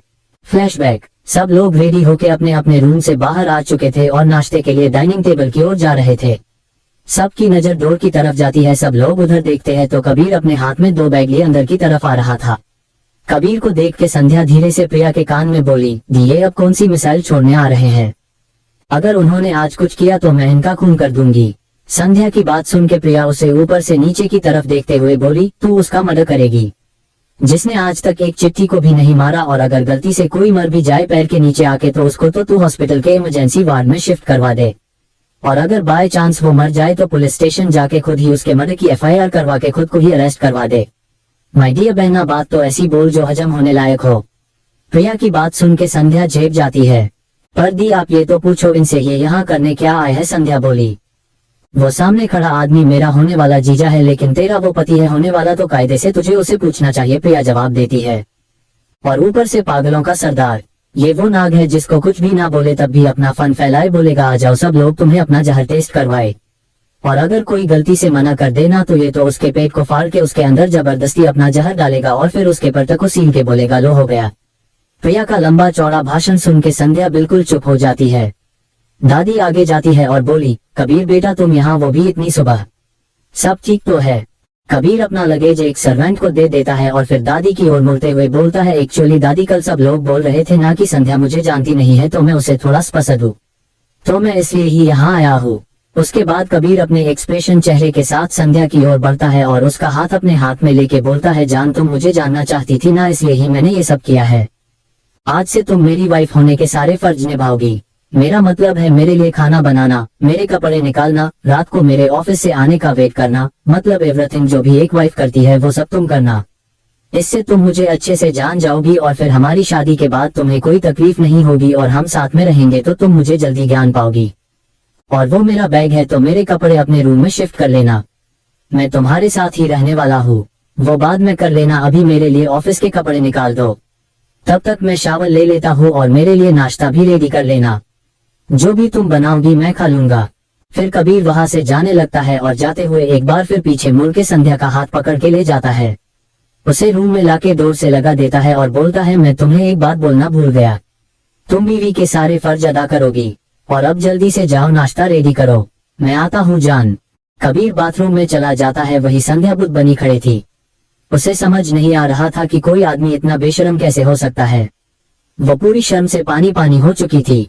वो जल्दी से रूम से भाग जाती है और किचन में घुस जाती है, क्योंकि कबीर का कोई भरोसा नहीं है वो जब क्या बोल दे। Flashback and. संध्या जल्दी से नाश्ता रेडी करती है और बाहर आ जाती है। कबीर भी आ जाता है और संध्या को अपने पास बैठा लेता है। फिर दोनों एक दूसरे को नाश्ता सर्व करते हैं और खाने लगते हैं। वही उन दोनों को देख के विराज प्रिया की ओर देखने लगता है। उसकी बात समझ के प्रिया बोली, सोचना भी मत कि मैं ऐसा कुछ करूंगी, और अगर तुमने मेरे साथ जबरदस्ती करने की कोशिश की तो तुम्हारे छोटे छोटे टुकड़े करके प्रेशर कुकर में डाल के सीटी लगवा दूंगी। सिद्धार्थ वहां ही था क्योंकि वो पहले ही निकल चुका था। थोड़ी देर में बाकी सबका भी नाश्ता हो जाता है और वो भी अपने अपने ऑफिस के लिए निकल जाते हैं। आज कबीर और संध्या भी सिद्धार्थ के ही ऑफिस जाते हैं। थोड़ी देर में सब लोग ऑफिस पहुंच जाते हैं। वहां पहले से ही बोली की तैयारी की जा रही थी। प्रिया और सारा को तो पता था कि आज शेखावत कंपनी की बोली लगने वाली है, पर दोनों ही इस बात से अनजान थी कि वो कंपनी शिवम के डैड की थी। संध्या को इस बारे में कुछ नहीं पता था, तो वो कबीर से पूछती है, सर ये सब क्या हो रहा है? आज यहाँ कुछ कुत्तों की नीलामी होने वाली है। कबीर जवाब देते हुए बोलता है। संध्या को उसकी कोई बात समझ नहीं आती कि कुछ कुत्तों की नीलामी के लूटे इतना बड़ा प्रोग्राम, पर वो आगे कुछ नहीं पूछती। सब लोग अंदर जाते हैं और अपने अपने काम में लग जाते हैं, क्योंकि प्रोग्राम में अभी टाइम था। सुबह के 10 बजे ऑक्शन का प्रोग्राम शुरू होता है। पूरे देश के नामी गिरामी लोग इस प्रोग्राम में हिस्सा ले रहे थे, क्योंकि जिस शिद्दत से मिस्टर शेखावत ने अपनी कंपनी को ऊपर पहुंचाया था, उसी शिद्दत से उनके कमीने बेटों ने उनकी मेहनत को मिट्टी में मिला दिया था। बोली लगाई जा रही थी, सब अपना दमखम दिखा रहे थे। कुछ देर में वहां सिद्धार्थ की कारों का काफिला आके रुकता है और जियान जल्दी से उतर के डोर ओपन करता है। सिद्धार्थ के वहां आते ही सबकी नजर झुक जाती है, क्योंकि उसका ऑरा ही इतना खतरनाक होता था कि कोई भी उसे नजरें मिलने से पहले 100 बार सोचता था। सभी न्यूज रिपोर्टर्स ने अपने अपने कैमरा को बंद कर किया था, क्योंकि उसकी परमिशन के बिना ना तो कोई उसकी फोटो ले सकता था और ना ही उसके बारे में कोई न्यूज पब्लिश कर सकता था। सिद्धार्थ आगे बढ़ता है और सबसे आगे की चेयर पर किंग की तरह एक पैर पर दूसरा पैर रख के बैठ जाता है। वहां भी बोली का प्रोग्राम चल रहा था कि शिवम की कार वहां आके रुकती है और वो कार से बाहर आके बोलता है, रुक जाए, ये बोली अब और नहीं लगेगी, क्योंकि मिस्टर सिद्धार्थ सिंघानिया ने खुद मेरा सब कुछ मुझे वापस दे दिया है। उसकी बात सुन के सब लोग खुसर फुसर करने लगते हैं। शिवम आगे जाता है और अपने हाथ में पकड़े पर्पस को सबको दिखाते हुए बोलता है, ये रहे पर्पस, जिनमें मिस्टर सिंघानिया के साइन है। शिवम की बात सुन के भी सिद्धार्थ शांत ही रहता है। वही शिवम उसे एक डेविल स्माइल करता है और उसके पास आके धीरे से उसके कान में बोलता है, ये रही सह और मात। और उसके बाद शिवम वहां से जाने लगता है कि सिद्धार्थ विराज को इशारा करता है। विराज आगे जाता है और बोलता है, इतनी भी जल्दी क्या है मिस्टर शेखावत, एक बार पर्पस चेक तो करने दीजिए हमें, क्योंकि जहां तक मुझे याद है मेरे भाई ने ऐसा कोई दान नहीं किया है। शिवम विराज की बात सुन के कुछ नहीं बोलता और पर्पस पास कर देता है। विराज लॉयर को पर्पस चेक करने को दे रहा है। थोड़ी देर में लॉयर बोलता है, सर ये पर्पस तो नकली है। लॉयर की बात सुन के शिवम को एक झटका सा लगता है और वो गुस्से से फूटते हुए बोलता है, लॉयर ये क्या बकवास कर रहा है तू। शिवम अपने लॉयर को पर्पस चेक करने को बोलता है तो उसका लॉयर भी उन्हें फेक ही बताता है। शिवम के पैरों तले से जमीन खिसक जाती है। तभी वहां पुलिस आ जाती है और शिवम को अरेस्ट करते हुए बोली, मिस्टर शेखावत, नकली पर्पस बनवाने के जुर्म में हम आपको अरेस्ट करते हैं और आपने मिस्टर सिंघानिया जैसे नामी आदमी का नाम उसे करने की कोशिश की है, लिए उन्होंने आप पर 500 बिलियन का मानहानि का केस किया है। शिवम की बोलती वही बंद हो जाती है। पुलिस उसको लेके जाने लगती है कि कबीर और विराज उसके पास जाके उसके कान में बोली, करवाली बेचती। शिवम गुस्से से दांत पिसते रह जाता है लेकिन कुछ नहीं कर पाता। सिद्धार्थ अंदर जाते हुए कबीर को बोलता है, न्यूज पब्लिश करवा दो। शिवम को पुलिस अरेस्ट करके ले जाती है नकली पर्पस के जुर्म में, और सिद्धार्थ ने भी उसके ऊपर मानहानि का केस कर दिया था। सिद्धार्थ ऑफिस के अंदर जाते हुए कबीर को न्यूज पब्लिश करने को बोल देता है। कबीर अपना फोन निकल के उसको कॉल करता है और बोला, ब्लास्ट कर दो, और कॉल कट कर देता है। कबीर की बात सुन के वही खड़ा विराज उसे घूर के देखता है और बोला, न्यूज पब्लिश करने को बोला था, न्यूज चैनल को ब्लास्ट करने को नहीं। कबीर विराज को पूरी तरह से इग्नोर कर देता है और ऑफिस की बिल्डिंग के अंदर चला जाता है। उसके बाद विराज भी अंदर चला जाता है। सिद्धार्थ अपने केबिन में जाके अपनी चेयर पर सर टिका के बैठ जाता है और अपनी आंखें बंद करके कुछ सोचने लगता है। थोड़ी देर में केबिन का डोर नॉक होता है और सारा अंदर आती है और अपना काम करने लगती है। समीरा और आर्यन को शिवम के अरेस्ट होने की खबर मिल चुकी थी। आर्यन खुद को कवर करके समीरा के साथ पुलिस स्टेशन के लिए निकल जाता है। उसे अभी तक उस न्यूज के बारे में नहीं पता चला था। आर्यन अपने भाई को छुड़वाने के लिए बहुत सारे लॉयर से कांटेक्ट करता है, लेकिन कोई भी ये केस लेने को रेडी नहीं होता, क्योंकि सब जानते थे कि ये केस सिद्धार्थ सिंघानिया के अगेंस्ट है और किसी का भी उसे जितना इम्पॉसिबल है। कोई भी सिद्धार्थ से पगे नहीं लेना चाहता था, इसलिए सब आर्यन को मना कर देते हैं। आर्यन थोड़ी देर में पुलिस स्टेशन के अंदर था और रोप झाड़ते हुए इंस्पेक्टर को अपने भाई को बाहर निकलने को बोल रहा था, लेकिन वहां को भी उसकी कोई बात नहीं सुन रहा था। आर्यन की लड़कियों वाली आवाज सुन के सब लोग उस पर हंसे जा रहे थे। वही समीरा को इन सब से कोई लेना देना नहीं था। वो तो आराम से बेचारा सा मुंह बना के एक कोने में खड़ी थी और सोच रही थी, जब ये ड्रामा खत्म हो और मैं यहाँ से निकलूं। आर्यन के लाख कोशिश करने पर भी कोई भी उसे शिवम से नहीं मिलने देता है। आर्यन को पुलिस वाले पुलिस स्टेशन से बाहर कर देते हैं, क्योंकि वो सब पर अपना रौब झाड़ रहा था, जबकि वो कुछ भी नहीं बचा था। वो सड़क पर आ चुका था, लेकिन फिर भी उसकी अकड़ कम नहीं हुई थी। आर्यन चाहे जैसा भी था, दोनों भाइयों की आपस में बहुत बनती थी। दोनों एक दूसरे से बहुत प्यार करते थे। हर सही गलत काम दोनों मिलके करते थे। आर्यन और समीरा वापस से अपने घर वापस आ जाते हैं। आर्यन घर आके सोफे पर बैठ जाता है और समीरा उसे माखन लगाते हुए बोली, बेबी डोंट वरी, सब ठीक हो जाएगा। आर्यन को समीरा बहुत अच्छी लग रही थी, क्योंकि एक वही थी जिसने उसके बुरे वक्त में उसका साथ दिया था। समीरा सिर दर्द का बहाना बना के अपने रूम में चली जाती है और आर्यन वही बैठा रहता है। थोड़ी देर में रिवान हड़बड़ाते हुए अंदर आता है और आर्यन को अपने सामने देख के बोला, सर मैं आपको कब से कॉल कर रहा हूँ, आप कॉल क्यों नहीं अटेंड कर रहे हो? क्या हुआ, तुम इतने परेशान क्यों हो? आर्यन पूछता है। सर आप आज की हेडलाइंस देखिए, रिवान जवाब देता है। आर्यन टीवी ऑन करता है और न्यूज देख के उसकी आंखें गुस्से से लालू जाती है। वो गुस्से से टीवी को उठा के फेंक देता है, क्योंकि न्यूज में शिवम और समीरा की इंटीमेट होते हुए फोटोज दिखाई जा रही थी। आर्यन गुस्से से लाल आंख लिए समीरा के रूम की ओर बढ़ जाता है। वही आर्यन को जाते देख रियान एक डेविल स्माइल करता है और अपना फोन उठा के किसी को कॉल करके बोला, बॉस आग लग चुकी है। रिवान जहाँ से आर्यन गया था उस और नफरत से देखते हुए बोला, आर्यन शेखावत, ये तो सिर्फ शुरुआत है, अभी तो तुम दोनों भाई और तुम्हारी उस महबूबा की जिंदगी जानूम बननी बाकी है। लेकिन जो दर्द तुमने हम सबको दिया है उसके सामने तो ये सजा कुछ भी नहीं है। तुम भी उस दर्द में तड़पोगे जिस दर्द को हमने महसूस किया है। रिवान वहां से निकल जाता है। आर्यन अपनी लाल आंखों से समीरा के रूम में जाता है और समीरा जो अपने बेड पर बैठ के आराम से नेल पेंट लगा रही थी उसे बालों से पकड़ के उठाता है और बोला, क्यों किया तुमने ऐसा? मुझे लगा था कि तुम बाकी लड़कियों से अलग हो, पर तुम भी उनके जैसे ही निकली। मुझे लगा था कि तुम मेरा इतने बुरे वक्त में भी साथ दे रही हो, तुम मुझसे सच्चा प्यार करती हो। लेकिन मैं गलत था, तुम तो सिर्फ अपनी हवस मिटा रही थी, मेरे साथ भी और मेरे भाई के साथ भी।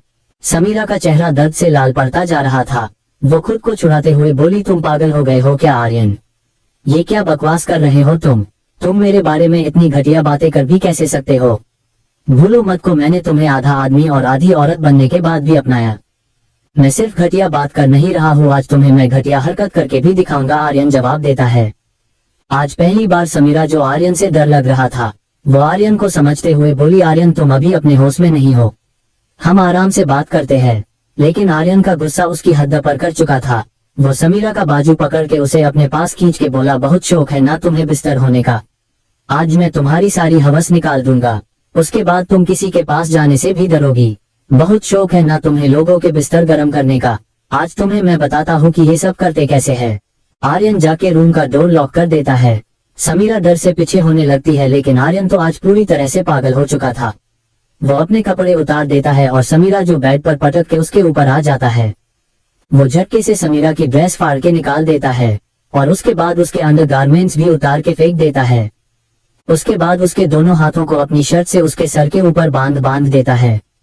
समीरा बिन पानी की मछली की तरह तड़पती रहती है। आर्यन उसके ऊपर आके उसके होठों पर अपने होठ ली के उसे किस करने लगता है। वो उसे किस कम और काट जाए जा रहा था। समीरा के होठों से खून निकल रहा था, लेकिन आर्यन तो कुत्ते की तरह उसे नोच रहा था। थोड़ी देर में आर्यन उसके होठों को छोड़ के उसके गर्दन पर आता है और वहां काटने लगता है। समीरा की पूरी गर्दन और कॉलर बोन खून से सन चुकी थी। आर्यन ने समीरा की हालत बहुत बुरी कर दी थी। आज वो इंसान से पूरा एक शैतान बन चुका था। वो अपने होश में ही नहीं था। उसकी नजरों के सामने बस उसका भाई घूम रहा था। उस पूरे कमरे पर समीरा की चीखें गूंज रही थी, लेकिन आर्यन को इस बात से कोई फर्क नहीं पड़ रहा था। वो आज उसे खाने में लगा हुआ था। थोड़ी देर के बाद समीरा की एक जोरदार चीख उस रूम में गूंजती है। आर्यन को समीरा के दर्द से कोई फर्क नहीं पड़ रहा था। वो अब भी उसको नोचे जा रहा था। समीरा दर्द से बेहोश हो जाती है। बेहोश होने से पहले समीरा की आंखों के सामने उसकी पिछली जिंदगी का सीन किसी रील की तरह चल रहा था, मानो कोई लड़की उसकी ही तरह बिलख रही थी और समीरा उसे देख के खुश हो रही थी। समीरा किसी बेजान की तरह बेड पे पड़ी हुई थी। उसकी आंखों से आंसू बह रहे थे। आर्यन कुछ देर बाद अपना फोन उठा के किसी को कॉल करता है, अपने फार्म हाउस पर बुलाता है। थोड़ी देर में उस रूम में एक बेहद ही डरावना इंसान खड़ा था। उसको देख के आर्यन बोला, राका इसे ले जाओ और आपस में बांट लेना। राका समीरा को लेके जंगल में बने अपने फार्म हाउस पर ले जाता है। वहां खड़े उसके आदमी हवसी नजरों से चादर में लिपटी समीरा को देख रहे थे। समीरा अब भी बेहोश थी। उसकी पूरी बॉडी से खून निकल रहा था। राका उसे लाके एक रूम में ले जाके एक बेड पर पटक देता है। उसके सारे आदमी बारी बारी से अपनी टर्न का इंतजार करते रूम के बाहर खड़े थे। सबसे पहले राका अपनी हवस पूरी करता है और उसे बाद उसके बाकी के सारे आदमी अपनी हवस पूरी करने लगते हैं। या ये बोले कि आज वो सब मिलके समीरा जा रेप कर रहे थे। समीरा की सांसें उखड़ने लगी थी। वही रिवान जो आर्यन की हर हरकत पर अपनी नजर रखे हुए था, वो अपना फोन निकल के बॉस को कॉल करता है, उसे सब चीजों के बारे में बता देता है। रिवान का बॉस उसे कुछ ऑर्डर्स देता है और रिवान हो के बॉस बोल के निकल जाता है। थोड़ी देर में रिवान राका के फार्म हाउस पर होता है कुछ बॉडीगार्ड्स के साथ। वो लोग राजा और उसके आदमियों को मार देते हैं और समीरा को वहां से ले जाते हैं। रिवान समीरा को लेके एक बड़े से घर में लेके जाता है जहां डॉक्टर्स को टीम पहले ही उनका वेट कर रहे थे। समीरा को एक रूम में ले जाया जाता है और डॉक्टर्स ट्रीटमेंट शुरू कर देते हैं। रिवान अपने बॉस को इन्फॉर्म कर देता है। चैप्टर 19 विराज का श्राप। आर्यन समीरा के ऊपर अपना पूरा गुस्सा निकाल देता है। जब उससे भी उसका मन नहीं भरता तो वो समीरा को अपने आदमियों के हवाले कर देता है। उसके आदमी उसे नोच डालते हैं। समीरा तो आर्यन की दरिंगी में ही बेहोश हो चुकी थी। वो सारे आदमी बेहोशी में ही उसी फायदा उठाते हैं। समीरा की हालत मरने जैसे हो गई थी। रिवान जो कि आर्यन की हर हरकत पर नजर रखे हुआ था, वो अपने बॉस को कॉल करके सारी बात बता देता है। सामने से उसका बॉस उसे कुछ कहता है और रिवान होके बॉस बोल के वहां से निकल जाता है। कुछ देर में रिवान कुछ बॉडीगार्ड्स के साथ उस फार्म हाउस के बाहर होता है जिसमें राका समीरा को लेके गया था। रिवान बॉडीगार्ड्स को इशारा करता है और उसके बॉडीगार्ड्स अंदर जाके उन लोगों को खत्म कर देते हैं और समीरा को लेकर बाहर आ जाते हैं। समीरा को देख के एक पल को रिवान की भी आंखें नम हो जाती है, लेकिन वो कुछ सोच के फिर से अपने फेस पर खतरनाक एक्सप्रेशन ले आता है और बॉडीगार्ड्स के साथ वहां से निकल जाता है। थोड़ी देर में वो लोग अपने फार्म हाउस पर होते हैं। बॉडीगार्ड समीरा को अंदर लेकर जाता है और एक रूम जो कि हॉस्पिटल जैसा लग रहा था उसमें जाके लेटा देता है, जहां डॉक्टर्स की टीम पहले ही मौजूद थी। समीरा की हालत देख के एक पल को डॉक्टर्स को भी झटका लगता है, लेकिन वो अपने मन से सारे ख्यालों को निकाल के अपने काम में लग जाते हैं। बाहर रवान हाल में रखे सोफे पर बैठा था। थोड़ी देर में उसे बाहर कुछ गाड़ियों के रुकने की आवाज आती है। बहुत सारे बॉडीगार्ड के साथ ब्लैक हुडी और मास्क पहने एक आदमी अंदर आता है। उसके साथ ही निकिता भी थी। वो लोग अंदर आते हैं। वो आदमी आके सोफे पर बैठ जाता है। निकिता और रिवान दोनों ही उसके सामने खड़े थे। वो आदमी अपने हाथों से कुछ इशारा करता है तो रिवान उसकी बात समझ के बोलना शुरू करता है। बॉस, उन कुत्तों ने उसे बहुत बुरी तरह नोचा है। उसकी सांसें उखड़ने लगी थी। डॉक्टर्स ट्रीटमेंट कर रहे हैं। वो ही कुछ बता सकते हैं, मुझे और कुछ नहीं पता। इतना बोल के रिवान चुप हो जाता है और उस आदमी यानी बॉस के बोलने का इंतजार कर रहा था, लेकिन बॉस कुछ नहीं बोलता और चुपचाप बैठा रहता है। कुछ देर के बाद डॉक्टर्स उस रूम से बाहर आते हैं और बोलते हैं, सर, उनकी कंडीशन काफी क्रिटिकल है, बचने के चांस बिल्कुल कम है। शायद अब वो खुद ही नहीं जीना चाहती है। वो कोई रिस्पॉन्स नहीं कर रही है। बाकी वो फ्यूचर में कभी माँ नहीं बन पाएंगी, क्योंकि एक साथ इतने सारे लोगों के उनके साथ ये सब करने से उनकी बॉडी में इन्फेक्शन हो गया था, तो हम उनकी बच्चा दानी को निकालना पड़ा। बाकी उन्हें अभी तक होश आया नहीं, पता नहीं वो कब उठे। इतना बोल के डॉक्टर चुप हो जाती है। बॉस अपनी जगह से खड़ा हो जाता है और डॉक्टर के सामने जाके अपनी कोल्ड वॉइस में बोला, जो करना पड़े वो कीजिए, लेकिन उसे होश में लाइए। जब तक वो ठीक नहीं हो जाती आप सब भी अपने घर नहीं जाएंगे। इतना बोल के बॉस वहां से निकल जाता है, निकिता और रिवान को हैरान परेशान छोड़ के। बॉस के जाने के बाद रिवान निकिता की ओर मुड़ के बोला, यार ये बॉस को हो क्या गया है, क्यों बचाया है उन्होंने इस चुड़ैल को? मार जाने दिया होता इसे, तभी उसकी आत्मा को शांति मिलती। रिवान की बात सुन के निकिता बोली, छोटे तू अपने इस नाजुक से दिमाग पर इतना जोर मत डाल, तुझे तो बॉस का पता ही है ना, पता नहीं उनके दिमाग में क्या चलता रहता है। वहीं दूसरी ओर सिंघानिया पैलेस में कोहराम मचा हुआ था, क्योंकि कबीर और विराज ने पूरा घर सिर पर उठा रखा था। घर के सभी लोगों के तोते उड़े हुए थे, क्योंकि कबीर ने जो किया था उसके बाद विराज ने भी अपना सामान प्रिया के रूम में अपना सामान शिफ्ट कर दिया था, लेकिन प्रिया ने उसे लात मार के अपने रूम से बाहर निकाल दिया था।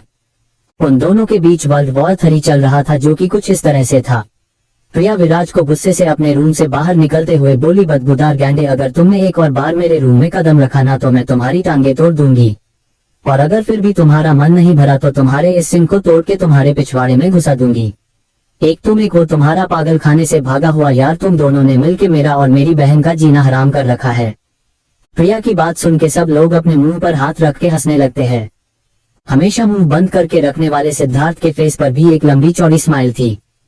प्रिया की बात सुन के विराज को भी गुस्सा आता है और वो जबरदस्ती प्रिया के रूम में जाती हुए बोला, तुम्हारी इतनी हिम्मत कि तुम मुझे इस रूम से बाहर निकलेगी और मेरे हाथ पैर भी तोड़ोगी? तुमने क्या मुझे लैला समझ रखा है, जो हाथ में चूड़ी पहन के दिन दिन धा करता रहूंगा? तुम तो सिर्फ मेरे पैर तोड़ोगी, मैं तुम्हें पूरा तोड़ूंगा। सिर्फ तोड़ूंगा नहीं बल्कि निचोड़ूंगा, वो भी बिस्तर पर। और फिर हंसते हुए उसे एक आंख मार देता है। प्रिया विराज की बेशर्मी भरी बातें सुन के शर्म से लाल हो जाती है, क्योंकि सभी घर वाले आंखें बड़ी बड़ी करके विराज की बेशर्मी देख रहे थे। मैं क्या कोई नींबू हूँ या फिर गिला कपड़ा जो तुम मुझे निचोड़ोगे? खुद को कभी आईने में देखा है तुमने? चूसे हुए गन्ने लगते हो। प्रिया गुस्से से बोली, अगर मैं चूसा हुआ गन्ना हूँ तो तुम भी धूप में सूखी हुई मेढक नजर आती हो जो पूरे दिन टर करती रहती है। विराज बोला। प्रिया कुछ बोलने को होती है कि उसे से पहले ही कबीर उन दोनों को चिल्ला के चुप करवा देता है और बोला, अगर अब तुम दोनों ने एक भी वर्ड और बोला ना तो मैं तुम दोनों को सच में तालाब में छोड़ आऊंगा, फिर करते रहना टर। उसके बाद कबीर संध्या की ओर मुड़ता है और बोला, और तुम इतनी देर से चुप क्यों हो? तुमने साली साहिबा से लड़ाई क्यों नहीं की मेरे लिए? पर मैं अपनी ही बहन से क्यों लड़ाई करूंगी, वो भी आप जैसे अरे गेरे नाथू ठहरे के लिए? संध्या अपनी सारी ताकत जोड़ के बोली। संध्या को बोलते देख सबकी आंखें बाहर आने को हो गई थी, क्योंकि आज तक किसी से भी संध्या ने ऐसे बात नहीं की थी। पहली बात तो ये जाने मन कि मैं कोई एरा गेरा इंसान नहीं हूँ, मैं the famous surgeon Kabir Malhotra हूँ, और तुम्हारा होने वाला पति और तुम्हारे फ्यूचर में होने वाले बच्चों का हो चुका बाप। और दूसरी बात ये कि तुम्हारी बहन ये बोल रही है कि मैं तुम्हें परेशान करता हूँ, तो एक अच्छी वाइफ को तरह अपना फर्ज निभाओ और अपनी बहन से जाके लड़ो मेरे लिए। कबीर अपनी एक आईब्रो उठाते हुए बोला। उसकी बात सुन के संध्या उसे ऐसे देखती है जैसे उसके सिर पर सिंग लगा हो। मेरी दी ने कुछ गलत नहीं कहा, उन्होंने जो बोला 16 आने सच है। सारे मर्द एक जैसे होते हैं, ऊपर का माला बिल्कुल खाली होता है और जो थोड़ा बहुत गलती से आ जाता है उसमें गटर का सड़ा हुआ पानी होता है जो पूरे टाइम उबाल मारता रहता है। पूरे टाइम उस सड़े हुए पानी में बैठ के यही सोचते रहते हो कि कैसे अपनी फूलसी नाजुक बीवी का कत्लेआम करे। संध्या गुस्से से दांत पिसते हुए बोली, मैं मेरी बीवी को बिल्कुल परेशान नहीं करता, चाहे तो उससे पूछ लो। सिद्धार्थ वर्ल्ड वॉर में कूदते हुए बोला। अब इसको कौन समझाए कि उसकी भैंस भी पानी में जा चुकी है। सिद्धार्थ की बात सुन के सब लोग सारा की ओर देखने लगते हैं जो गुस्से से सिद्धार्थ को घूरे जा रही थी। तुम तो ब्रह्मा जी की आंख के तारे हो, दिल्ली सोप की संस्कारी बहू हो जो पूरा दिन सिर पर 52 गज का घूंघट लेके जी मम्मी जी करती रहती है। सारा अपनी आंखें छोटी करके बोली। सिद्धार्थ आंखें फाड़े उसे देखता है जैसे बोल रहा हूँ मैंने किया क्या है। सारा सिद्धार्थ की बात समझ के उसके पास जाके बोली, अपनी इन जल्लाद सी आंखों से किसी और को डराना मुझे नहीं, डरती नहीं हूँ मैं तुम्हारी इन मटर सी आंखों से। पूरा दिन तो मिक्सी की तरह बजते रहते हो। पूरा दिन मैं 1 घंटे में तुम्हें सूली पर लटका दूंगा, 2 घंटे में तुम्हें ओवन में पका दूंगा, 4 घंटे में अनारकली बना दूंगा। अरे कंफ्यूजिंग इंसान, पहले तुम डिसाइड क्यों नहीं कर लेते हो कि तुम्हें मेरे साथ करना क्या है। एफिल टावर जितनी हाइट ले रखी है कि बात करने के लिए भी सीढ़ियां लगानी पड़ती है। मैं तुम्हें पहली और आखिरी बार समझा रही हूँ, सुधर जाओ नहीं तो उसी मिक्सी में डाल के तुम्हें पीस डालूंगी और गुब्बारे में डाल के हवा में फुस कर दूंगी। सारा इस लंबी चौड़ी स्पीच के बाद एक गहरी सांस लेती है और सिद्धार्थ को घूरते हुए वहां से चली जाती है। वही सिद्धार्थ अपनी आंखें बड़ी बड़ी करके देखता रहता है कि आज उसकी क्यूट लिटिल वाइफ सबके सामने उसका भजिया तल गई।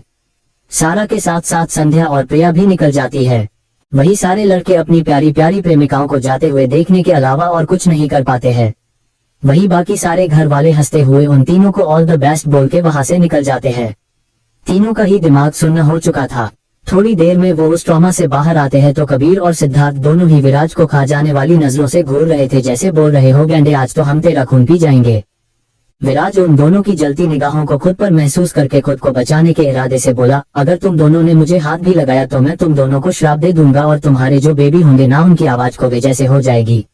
विराज की बात सुन के कबीर और सिद्धार्थ एक दूसरे की ओर देखते हैं और उस पर टूट पड़ते हैं। थोड़ी देर में विराज का भरता बन चुका था और उसके ऊपर बैठ के सिद्धार्थ और कबीर दोनों ही अपनी वालियों पर नजर रख रहे थे कि वो आखिरकार क्या रही है, क्योंकि उन तीनों गर्ल्स ने रूम अंदर से लॉक कर लिया था और अब तीनों ढेर सारे स्नैक्स के साथ एक हॉरर मूवी एंजॉय कर रही थी। आई बोल लो कि एक दूसरे का हाथ पकड़ के जोर जोर से चिल्ला रही थी डर के मारे। तीनों लड़कियां अपने अपने पार्टनर की बैंड बजा के सारा के साथ उसके रूम में चली जाती है। तीनों डोर को अंदर से लॉक कर लेती है। सारा और संध्या ढेर सारे स्नैक्स लेकर आती है और पूरे बेड पर उनको फैला के खुद भी बैठ जाती है। प्रिया उनकी सारी हरकत देखे जा रही थी। संध्या जाके टीवी ऑन करती है और उसमें एक हॉरर मूवी चला देती है। वही सिद्धार्थ और कबीर मिलके विराज की बैंड बजा रहे थे, ये बोल के कि वो ना प्रिया से झगड़ा करता और ना ही उनकी पार्टनर उनको छोड़ के जाती। काफी देर की धुलाई के बाद दोनों विराज को फर्श पर पटक के उसके ऊपर बैठ जाते हैं और लैपटॉप लेके उसमें उस रूम को सीसीटीवी फुटेज देखने लगते हैं, क्योंकि प्रिया ने गुस्से से रूम की चक्कनी को बंद किया था जिससे वो रूम डुप्लीकेट किसी भी नहीं खुल सकता था। वही रूम में सारा और संध्या दोनों ही अपनी आंखें बंद किए प्रिया को पकड़ के जोर जोर से चिल्ला रही थी, क्योंकि दोनों को ही हॉरर मूवी पसंद थी, पर कोई भी डरावना सीन आने पर दोनों चिल्लाती भी सबसे पहले थी। वही प्रिया उन दोनों की ही हरकतें देख के गुस्से से उन्हें घूर रही थी, क्योंकि कबीर के बीच में आने से वो अपनी सारी भड़ास विराज पर नहीं निकाल पाई थी। सारा और संध्या तो दोनों ही स्नैक्स खाने में बिजी थी। थोड़ी देर में वो दोनों सारे स्नैक्स को खत्म कर चुकी थी। खत्म होने पर सारा और लेने के लिए जाती है कि प्रिया उसे रोकते हुए बोली, तुम दोनों को हुआ क्या है, तुम दोनों को तो कभी इतना गुस्सा नहीं आता, ये डिपार्टमेंट तो मेरा है, तो फिर आज तुम दोनों एक काली मैया क्यों बनी हुई थी। प्रिया की बात सुन के संध्या नकली का रोते हुए उसके कंधे पर सर टिकती हुई बोली, दी मेरे पीरियड्स आ गए हैं, इसलिए ही मुझे गुस्सा आ रहा था। मेरे भी अब की बार। सारा प्रिया के दूसरे कंधे पर कब्जा करते हुए बोली, इसलिए तुम दोनों ये जानवरों की तरह चल रही हो, प्रिया बोली। सारा और संध्या दोनों ही एक साथ हाँ में सिर हिला देती है। प्रिया अपना एक एक हाथ दोनों के ही गालों पर रख लेती है। तभी प्रिया को दोनों के रोने की आवाज आती है। प्रिया का गुस्सा अभी भी ठंडा नहीं हुआ था तो वो चिढ़ते हुए बोली, अब क्या हुआ, अब क्या तुम दोनों की डिलीवरी होने वाली है जो ये इतने बेसुरे राग गा रही हो। संध्या सुबकते हुए बोली, दी मैंने उस कटी पूंछ के बंदर को कितना कुछ सुना दिया। मैं जब कुछ नहीं कहती थी तो मेरा क्या हाल कर देता था, लेकिन आज तो मैंने उसको सबके सामने थापी से कूट कूट के धोया है, अब वो मेरा क्या हाल करेगा। तूने तो सिर्फ धोया था, मैंने तो मेरे वाले को कुकर में पका के सेजवान चटनी के साथ बेसन में डाल के तला है। और कबीर भैया तो वैसे भी कितने स्वीट है, मेरा तो पति डायनासोर है जो हमेशा आग ही उगलता रहता है, वो तो मुझे गुल्लेल में बैठा के एलियंस के पास ही भेज देगा। सारा बोली। वो दोनों यहाँ बैठ के अपनी अपनी सब्जी उगा रही थी। वहाँ इनके प्यारे पति गुस्से से लाल हो रहे थे। वही 200 किलो के नीचे दबा विराज हंसे जा रहा था। उसकी हंसी सुन के उन दोनों को और भी ज्यादा गुस्सा आ रहा था। वो दोनों एक बार फिर विराज को अपने नीचे से निकल के उसको कूट कूट के उसकी सारी हंसी निकल देते हैं। विराज से जब और बर्दाश्त नहीं होता तो वो उन दोनों को मक्खन लगते हुए बोला, अगर तुम दोनों ने मुझे मारना बंद नहीं किया तो मैं तुम्हें उन तक पहुंचने का आइडिया बिल्कुल नहीं बताऊंगा। विराज की बात सुन के कबीर और सिद्धार्थ उसे एक और जोरदार पंच मारते हैं और बोले, अगर तूने अब थोड़ी भी देर और की अगर अपने मुंह खोलने में तो तू कल खुद को गंगा जी में प्रवाहित होता बिल्कुल नहीं देख पाएगा, क्योंकि तू तो यमराज को प्यारा सबसे दुलारा हो चुका होगा। मैं प्रिया को मना के डोर ओपन करवाने की कोशिश करता हूँ, बाकी तुम संभाल लेना, विराज बोला। कबीर और सिद्धार्थ दोनों ही उसे छोड़ देते हैं। विराज अपना फोन उठा के प्रिया को मनाने लग जाता है। तब तक सिद्धार्थ ने कबीर को पीरियड्स के बारे में पूछा के उसका दिमाग खा लिया था। कबीर ने सिर्फ उसे इतना ही बताया था कि ये कुदरत का वो नायाब करिश्मा है जिससे हम जैसे कमीने कुछ दिन के लिए अपनी प्यारी बीवियों को छोड़ते हैं। सिद्धार्थ अपना लैपटॉप खोल के उसमें ज्ञानी बना गूगल खोल के सारी डिटेल्स पढ़ने लगता है। प्रिया भी विराज की बात मान जाती है और जब सारा और संध्या अपने अपने दुखड़े रो रही थी तब उसने डोर ओपन किया और बाहर चली गई। उसके डोर ओपन करते ही कबीर अंदर आता है और बिना कुछ बोले संध्या को अपनी गोद में उठा के चला जाता है। संध्या भी उसकी गोद में बच्चे की तरह समा जाती है। सिद्धार्थ रूम के अंदर आकर डोर बंद कर देता है। सिद्धार्थ को देख के सारा जोर जोर से रोना शुरू कर देती है। उसे लग रहा था कि सिद्धार्थ उसे डांटेगा, लेकिन सिद्धार्थ चुपचाप आता है और पहले रूम को साफ करके फिर सारा को अपनी गोद में लेके बैठ जाता है और प्यार से उसका सिर सहलाते हुए बोला, बच्चा तुमने मुझे बताया क्यों नहीं कि तुम्हारे पीरियड्स आ गए हैं? मुझे लगा तुम मुझे डांटोगे, सारा सुबकते हुए बोली। लेकिन इसमें तुम्हारी क्या गलती है, ये तो एक नेचुरल प्रोसेस है और वैसे भी ये तो तुम गर्ल्स के पास एक खूबसूरत गिफ्ट है गॉड का, जिससे तुम एक जिंदगी को इस दुनिया में लाने के काबिल बनती हो, सिद्धार्थ जवाब देता है। सिद्धार्थ की बात सुन के सारा खुश हो जाती है लेकिन फिर रोना शुरू कर देती है। क्या हुआ बच्चा, कहीं पेन हो रहा है? सिद्धार्थ चिंता से पूछता है। मुझे आइसक्रीम खानी है, सारा बच्चों सा मुंह बना के बोली। सिद्धार्थ उसकी एक्टिंग देख के अपना सिर पीट लेता है। उसके बाद उसे उठा के किचन में ले जाता है और स्लैब पर बैठा के उसे आइसक्रीम खिलाता है और थोड़ी देर बाद उसे वैसे ही वापस लाके सुला देता है और खुद भी सो जाता है। वही कबीर संध्या को लेकर रूम में जाता है और बेड पर बैठा के बाहर जाते हुए बोला, डोर लॉक करने की सोचना भी मत, वरना मुझे ज्यादा देर नहीं लगेगी उसको तोड़ने में। थोड़ी देर में कबीर अपने हाथ में एक हॉट वाटर बैग और दूसरे हाथ में ढेर सारी चॉकलेट्स लेकर आता है। उसकी कारें देख के संध्या की भी आंखें नम हो जाती है। कबीर उसे लिटा के उसके पास बैठ जाता है और उसके पेट पर हॉट वाटर बैग रख के सिकाई करने लगता है और साथ ही संध्या को चॉकलेट्स भी खिलाता है, जिससे उसे काफी रिलीफ मिल रहा था क्योंकि उसके लिए ये दिन काफी पर्नफुल होते हैं। थोड़ी देर में संध्या को नींद आने लगती है तो वो कबीर को भी सोने को बोल देती है। कबीर सोफे की ओर जाने लगता है कि संध्या उसका हाथ पकड़ के उसे रोकते हुए बोली, आप भी यही सो जाए। संध्या की बात सुन के कबीर के फेस पर मुस्कुराहट आ जाती है, लेकिन वो संध्या को छेड़ते हुए बोला, अगर सुबह को तुम प्रेग्नेंट हो जाओ तो मुझे दोष मत देना। मिस्टर कबीर मल्होत्रा, इतना ओवर कॉन्फिडेंस अच्छा नहीं होता। बाप बनी के लिए आपको बहुत मेहनत करनी पड़ेगी, संध्या जवाब देती है। कबीर आंखें फाड़े उसे देखता है, फिर उसकी साइड पर लेटते हैं बोला, वो तो शादी के बाद ही पता चलेगा तुम्हें। अभी जितना सोना है सो लो आराम से, क्योंकि मुझे नहीं लगता कि तुम हमारी शादी के बाद कभी चैन से सो पाओगी। थोड़ी देर में वो दोनों भी नींद के आगोश में चले जाते हैं। वही प्रिया के रूम में विराज जबरदस्ती प्रिया के साथ चिपक के सो रहा था और प्रिया गुस्से से पागल। नेक्स्ट मॉर्निंग आर्यन और शिवम दोनों ही जेल में एक ही बैरक में चक्की पिसिंग पाइजिंग कर रहे थे, क्योंकि कल रात को पुलिस ने आर्यन को भी अरेस्ट कर लिया था। बॉस ने आर्यन को समीरा के रेप के इल्जाम में अंदर करवा दिया था। वही आर्यन का दिमाग खराब हो चुका था। उसे ये लगा था कि उसके आदमियों ने समीरा को मार दिया होगा, लेकिन अब तक तो उसे ये भी पता नहीं चला था कि उसके खिलाफ कंप्लेन किसने की है। पुलिस वालों ने उसे बहुत बुरी तरह धोया था, सर्फ एक्सल में लपेट लपेट के। उसे पुलिस वालों ने ऐसी ऐसी जगह मारा था कि वो ना बता पा रहा था ना ही छुपा। वही शिवम की हालत भी कुछ अच्छी नहीं थी, लेकिन वो फिर भी आर्यन से बेटर ही था। आर्यन को शिवम को देख के उसकी और समीरा की इंटीमेसी की वो फोटोस याद आ रही थी।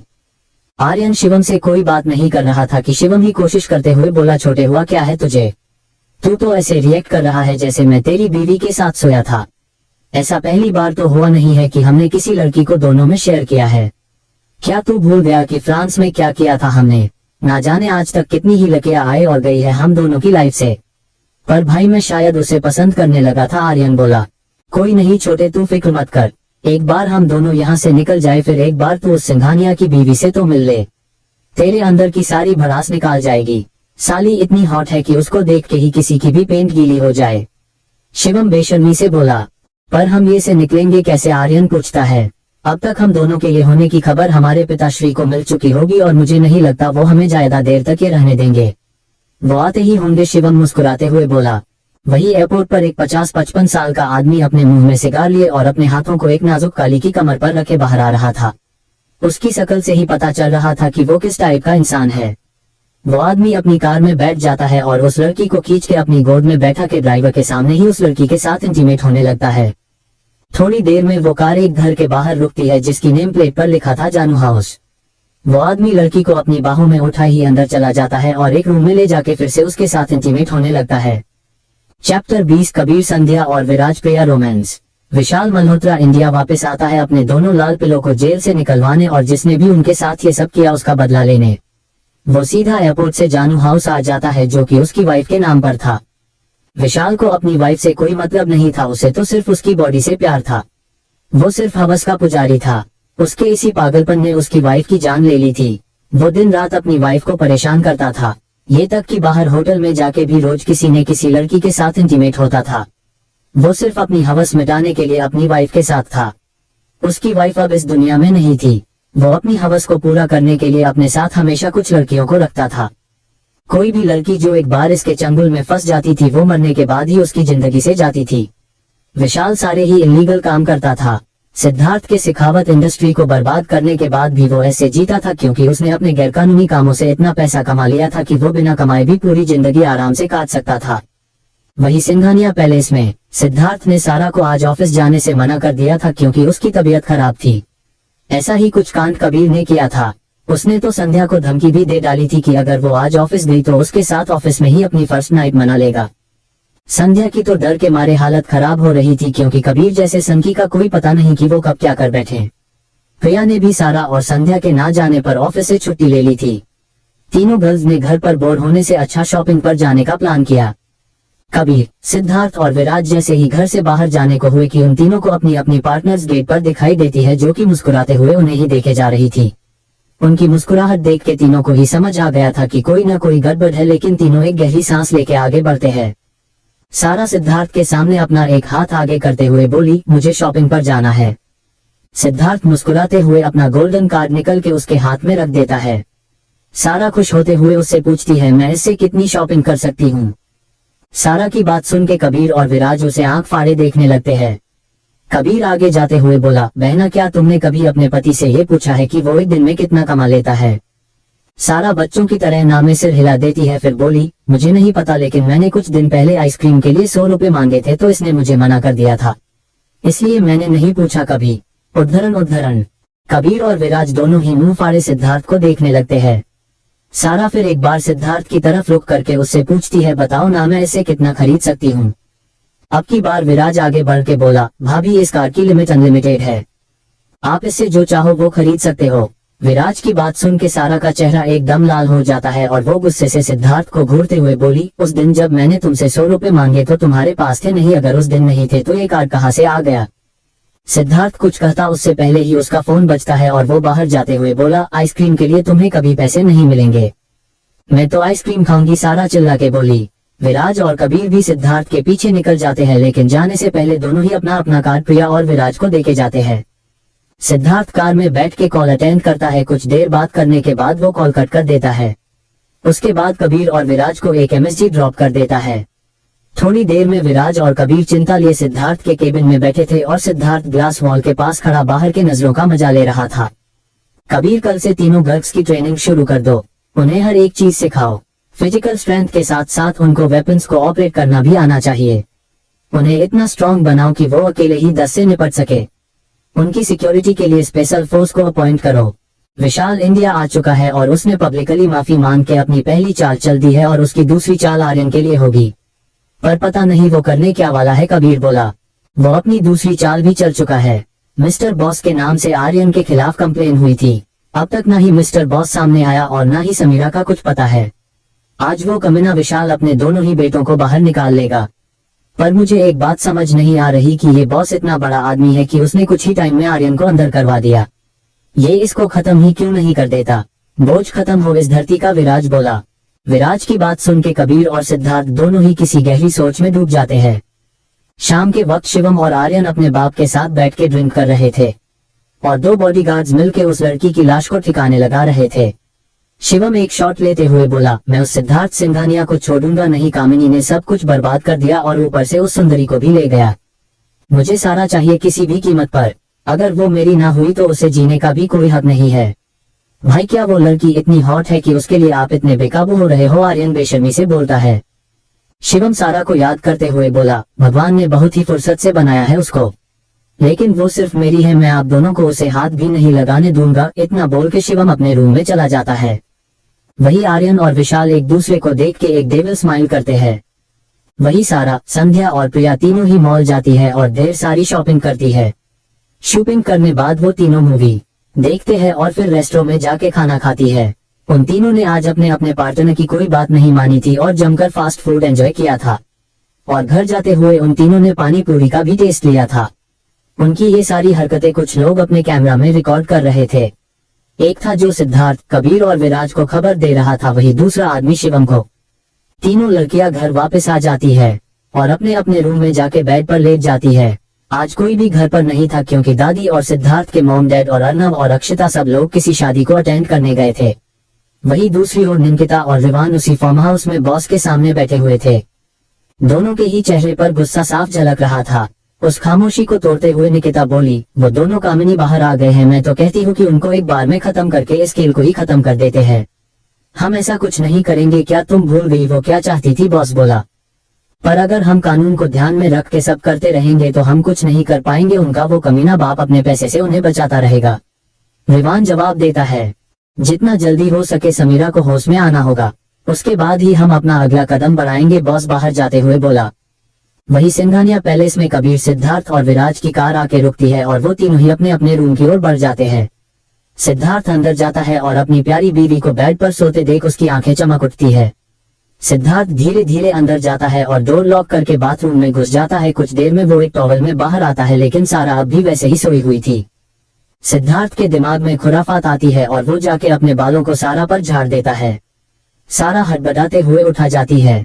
उसके ऐसे उठने से सिद्धार्थ जो उसके ऊपर झुका हुआ था उसके टॉवल पर सारा का हाथ लगता है और उसका टॉवल निकल जाता है। सारा अपनी आंखें खोलती है और सामने का नजारा देख के शर्म से पानी पानी हो जाती है। वो जल्दी से अपनी आंखें बंद कर लेती है, लेकिन सिद्धार्थ को तो मानो उसको चिढ़ाने का एक बहाना मिल गया था।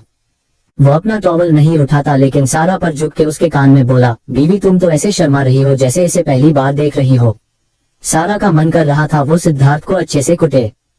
सिद्धार्थ खुद को सारा पर छोड़ देता है और उसे फिर से बेड पर लिटा के उसके ऊपर आके उसके होठों को किस करने लगता है। सारा ने अभी भी अपनी आंखें बंद कर रखी थी। सिद्धार्थ उसे देख के बोला, बेबी अपनी आंखें खोलो। सारा जल्दी से ना में सिर हिला देती है। सिद्धार्थ उसे किस करते हुए ही आगे बढ़ने को होता है कि सारा उसे रोकते हुए बोली, सिद्धार्थ प्लीज आगे नहीं। सिद्धार्थ को भी उसकी बात समझ आती है और वो उसके सीने में मुंह छिपाते हुए बोला, हर बार कोई ना कोई मेरे ही रोमांस में कबाब की हड्डी क्यों बनता है। सारा को उसकी बात सुन के बहुत हंसी आती है। उसकी हंसी देख के सिद्धार्थ चिढ़ जाता है और ऊपर से उठते हुए बोला, जितना हंसना है हंस लो, आज तुम्हारा दिन है, मेरा आएगा तब तुम्हें अच्छे से हंसाऊंगा। कबीर संध्या के रूम में जाता है तो देखता है कि संध्या पूरे बेड पे फैली हुई थी। संध्या को कबीर के आने का कुछ पता नहीं चलता। खुद को इग्नोर होता देख कबीर का माथा ठनक जाता है।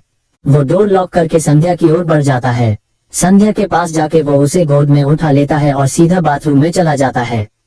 संध्या कबीर की हरकत से अपनी आंखें खोल के देखती है क्योंकि थका होने की वजह से उसे थोड़ी नींद आने लगी थी, लेकिन खुद को कबीर के इतना पास देख के उसकी सारी नींद उड़ जाती है।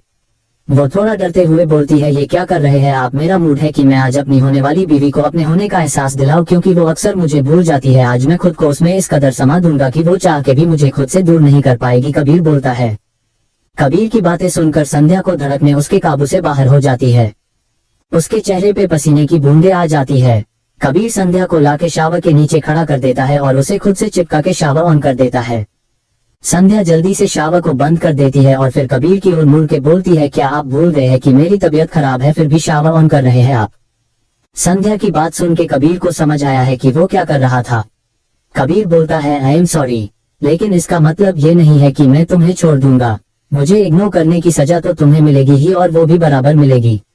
इतना बोल के कबीर संध्या को शरारत से देखने लगता है, क्योंकि शावर भले ही थोड़ी देर चला था लेकिन उसके पानी ने संध्या को इतना तो भीगा ही दिया था कि उसके कपड़े ट्रांसपेरेंट हो गए थे और कबीर इस वजह से अपना कंट्रोल खोता जा रहा था।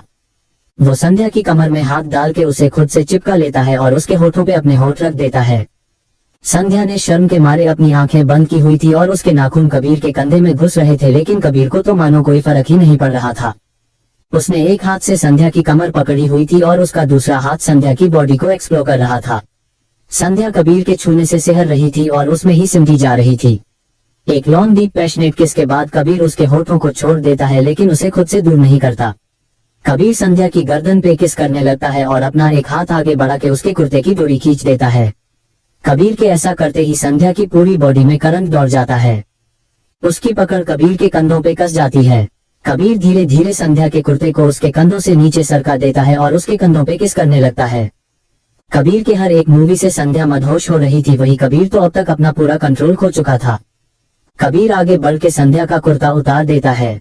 कबीर संध्या को उठा के रूम में ले आता है और बेड पे लिटा देता है और खुद अपनी शर्ट को उतार के संध्या के ऊपर आ जाता है।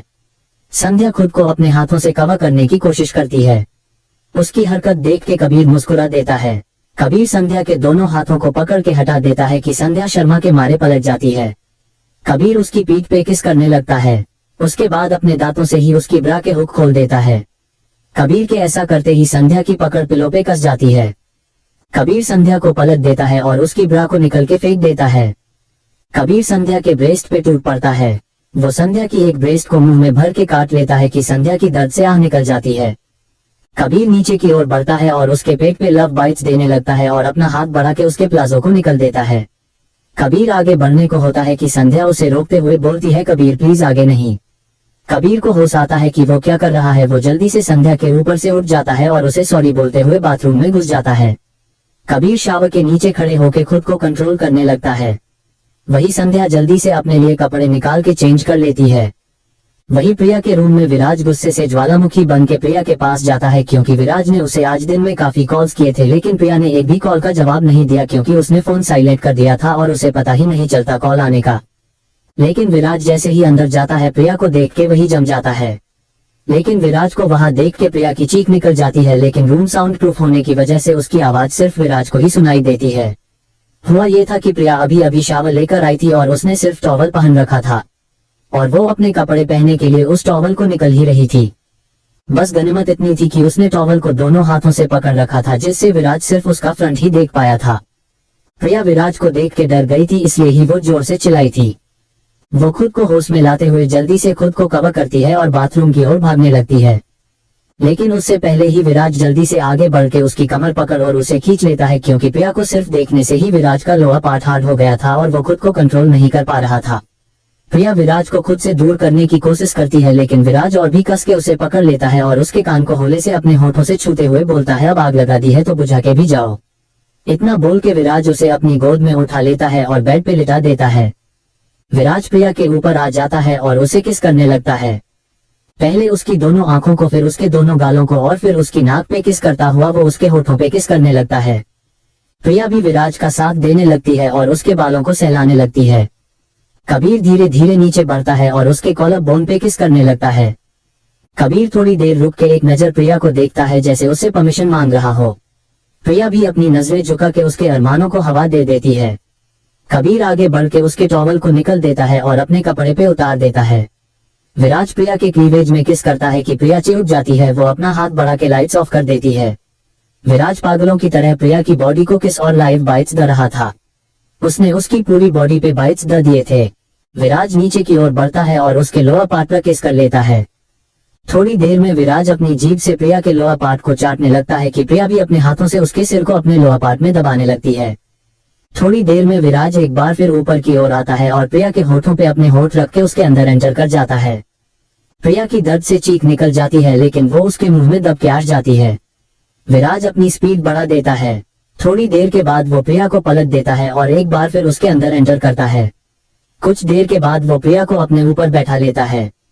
प्रिया समझ जाती है कि अब उसकी बारी है। वो अपनी कमर हिलाने लगती है और विराज भी उसका साथ देता है। पूरी रात वो दोनों ऐसे ही अपने प्यार की दुनिया में खोए रहते हैं। सुबह के 5 बजे वो दोनों उसी चादर में लिपट के सो जाते हैं। वही एक होटल रूम में शिवम एक लड़की के साथ चादर में लिपटा हुआ था। वो लड़की तो आराम से सो रही थी, लेकिन शिवम की आंखों में नींद ही नहीं थी। वो अपने कपड़े पहन के वहां से निकल जाता है। थोड़ी देर में वो अपने घर में होता है और अपने रूम में जाके खुद को लॉक कर लेता है। वो लाइट्स ऑन करता है तो उस पूरे रूम में सारा की फोटोज लगी हुई थी। शिवम उन फोटोज को किस करने लगता है और सारा से बात करते हुए बोलता है, सारा माय लव, बस कुछ देर और उसके बाद आज रात तुम मेरे पास होगी और वो सिंघानिया कुछ नहीं कर पाएगा। मैं तुम्हें बहुत प्यार करूंगा, सबसे ज्यादा, लेकिन तुम्हें सजा भी मिलेगी मेरी जान उस सिंघानिया से प्यार करने की। इतना बोल के शिवम एक डेविल स्माइल करता है और अपने बेड पे लेट के सारा को वहां इमेजिन करने लगता है। नेक्स्ट डे एक कार में सारा बेहोश पड़ी हुई थी और उस कार की ड्राइविंग सीट पे बैठा शिवम हवसियों की तरह मुस्कुरा रहा था।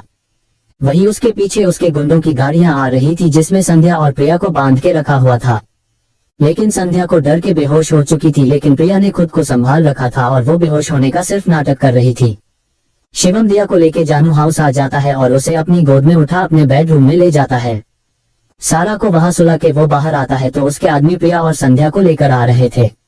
प्रिया और संध्या को देख के शिवम गुस्से से चिल्लाता है, बेवकूफों, इन दोनों को क्यों लेकर आए हो। उसके आदमी थोड़ा डरते हुए बोलती है, सर ये मैडम के साथ ही थी, उनको बचाने के लिए आ रही थी तो इनको भी मजबूरी में लाना पड़ा।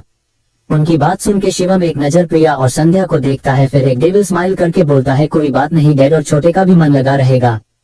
शिवम के आदमी संध्या को आर्यन के रूम में ले जाते हैं। आप प्रिया को विशाल के रूम में ले जाकर बंद कर देते हैं। विशाल और आर्यन दोनों ही पिछली रात से घर नहीं आए थे। दोनों ही किसी काम में बिजी थी। काम तो आप समझ ही गए होंगे कौन सा। और इसी के साथ चैप्टर 20 यही समाप्त होता है। कैसी लगी ये स्टोरी कमेंट करके बताएं और वीडियो को लाइक, चैनल को सब्सक्राइब जरूर करें। मिलते हैं कल। Thank you.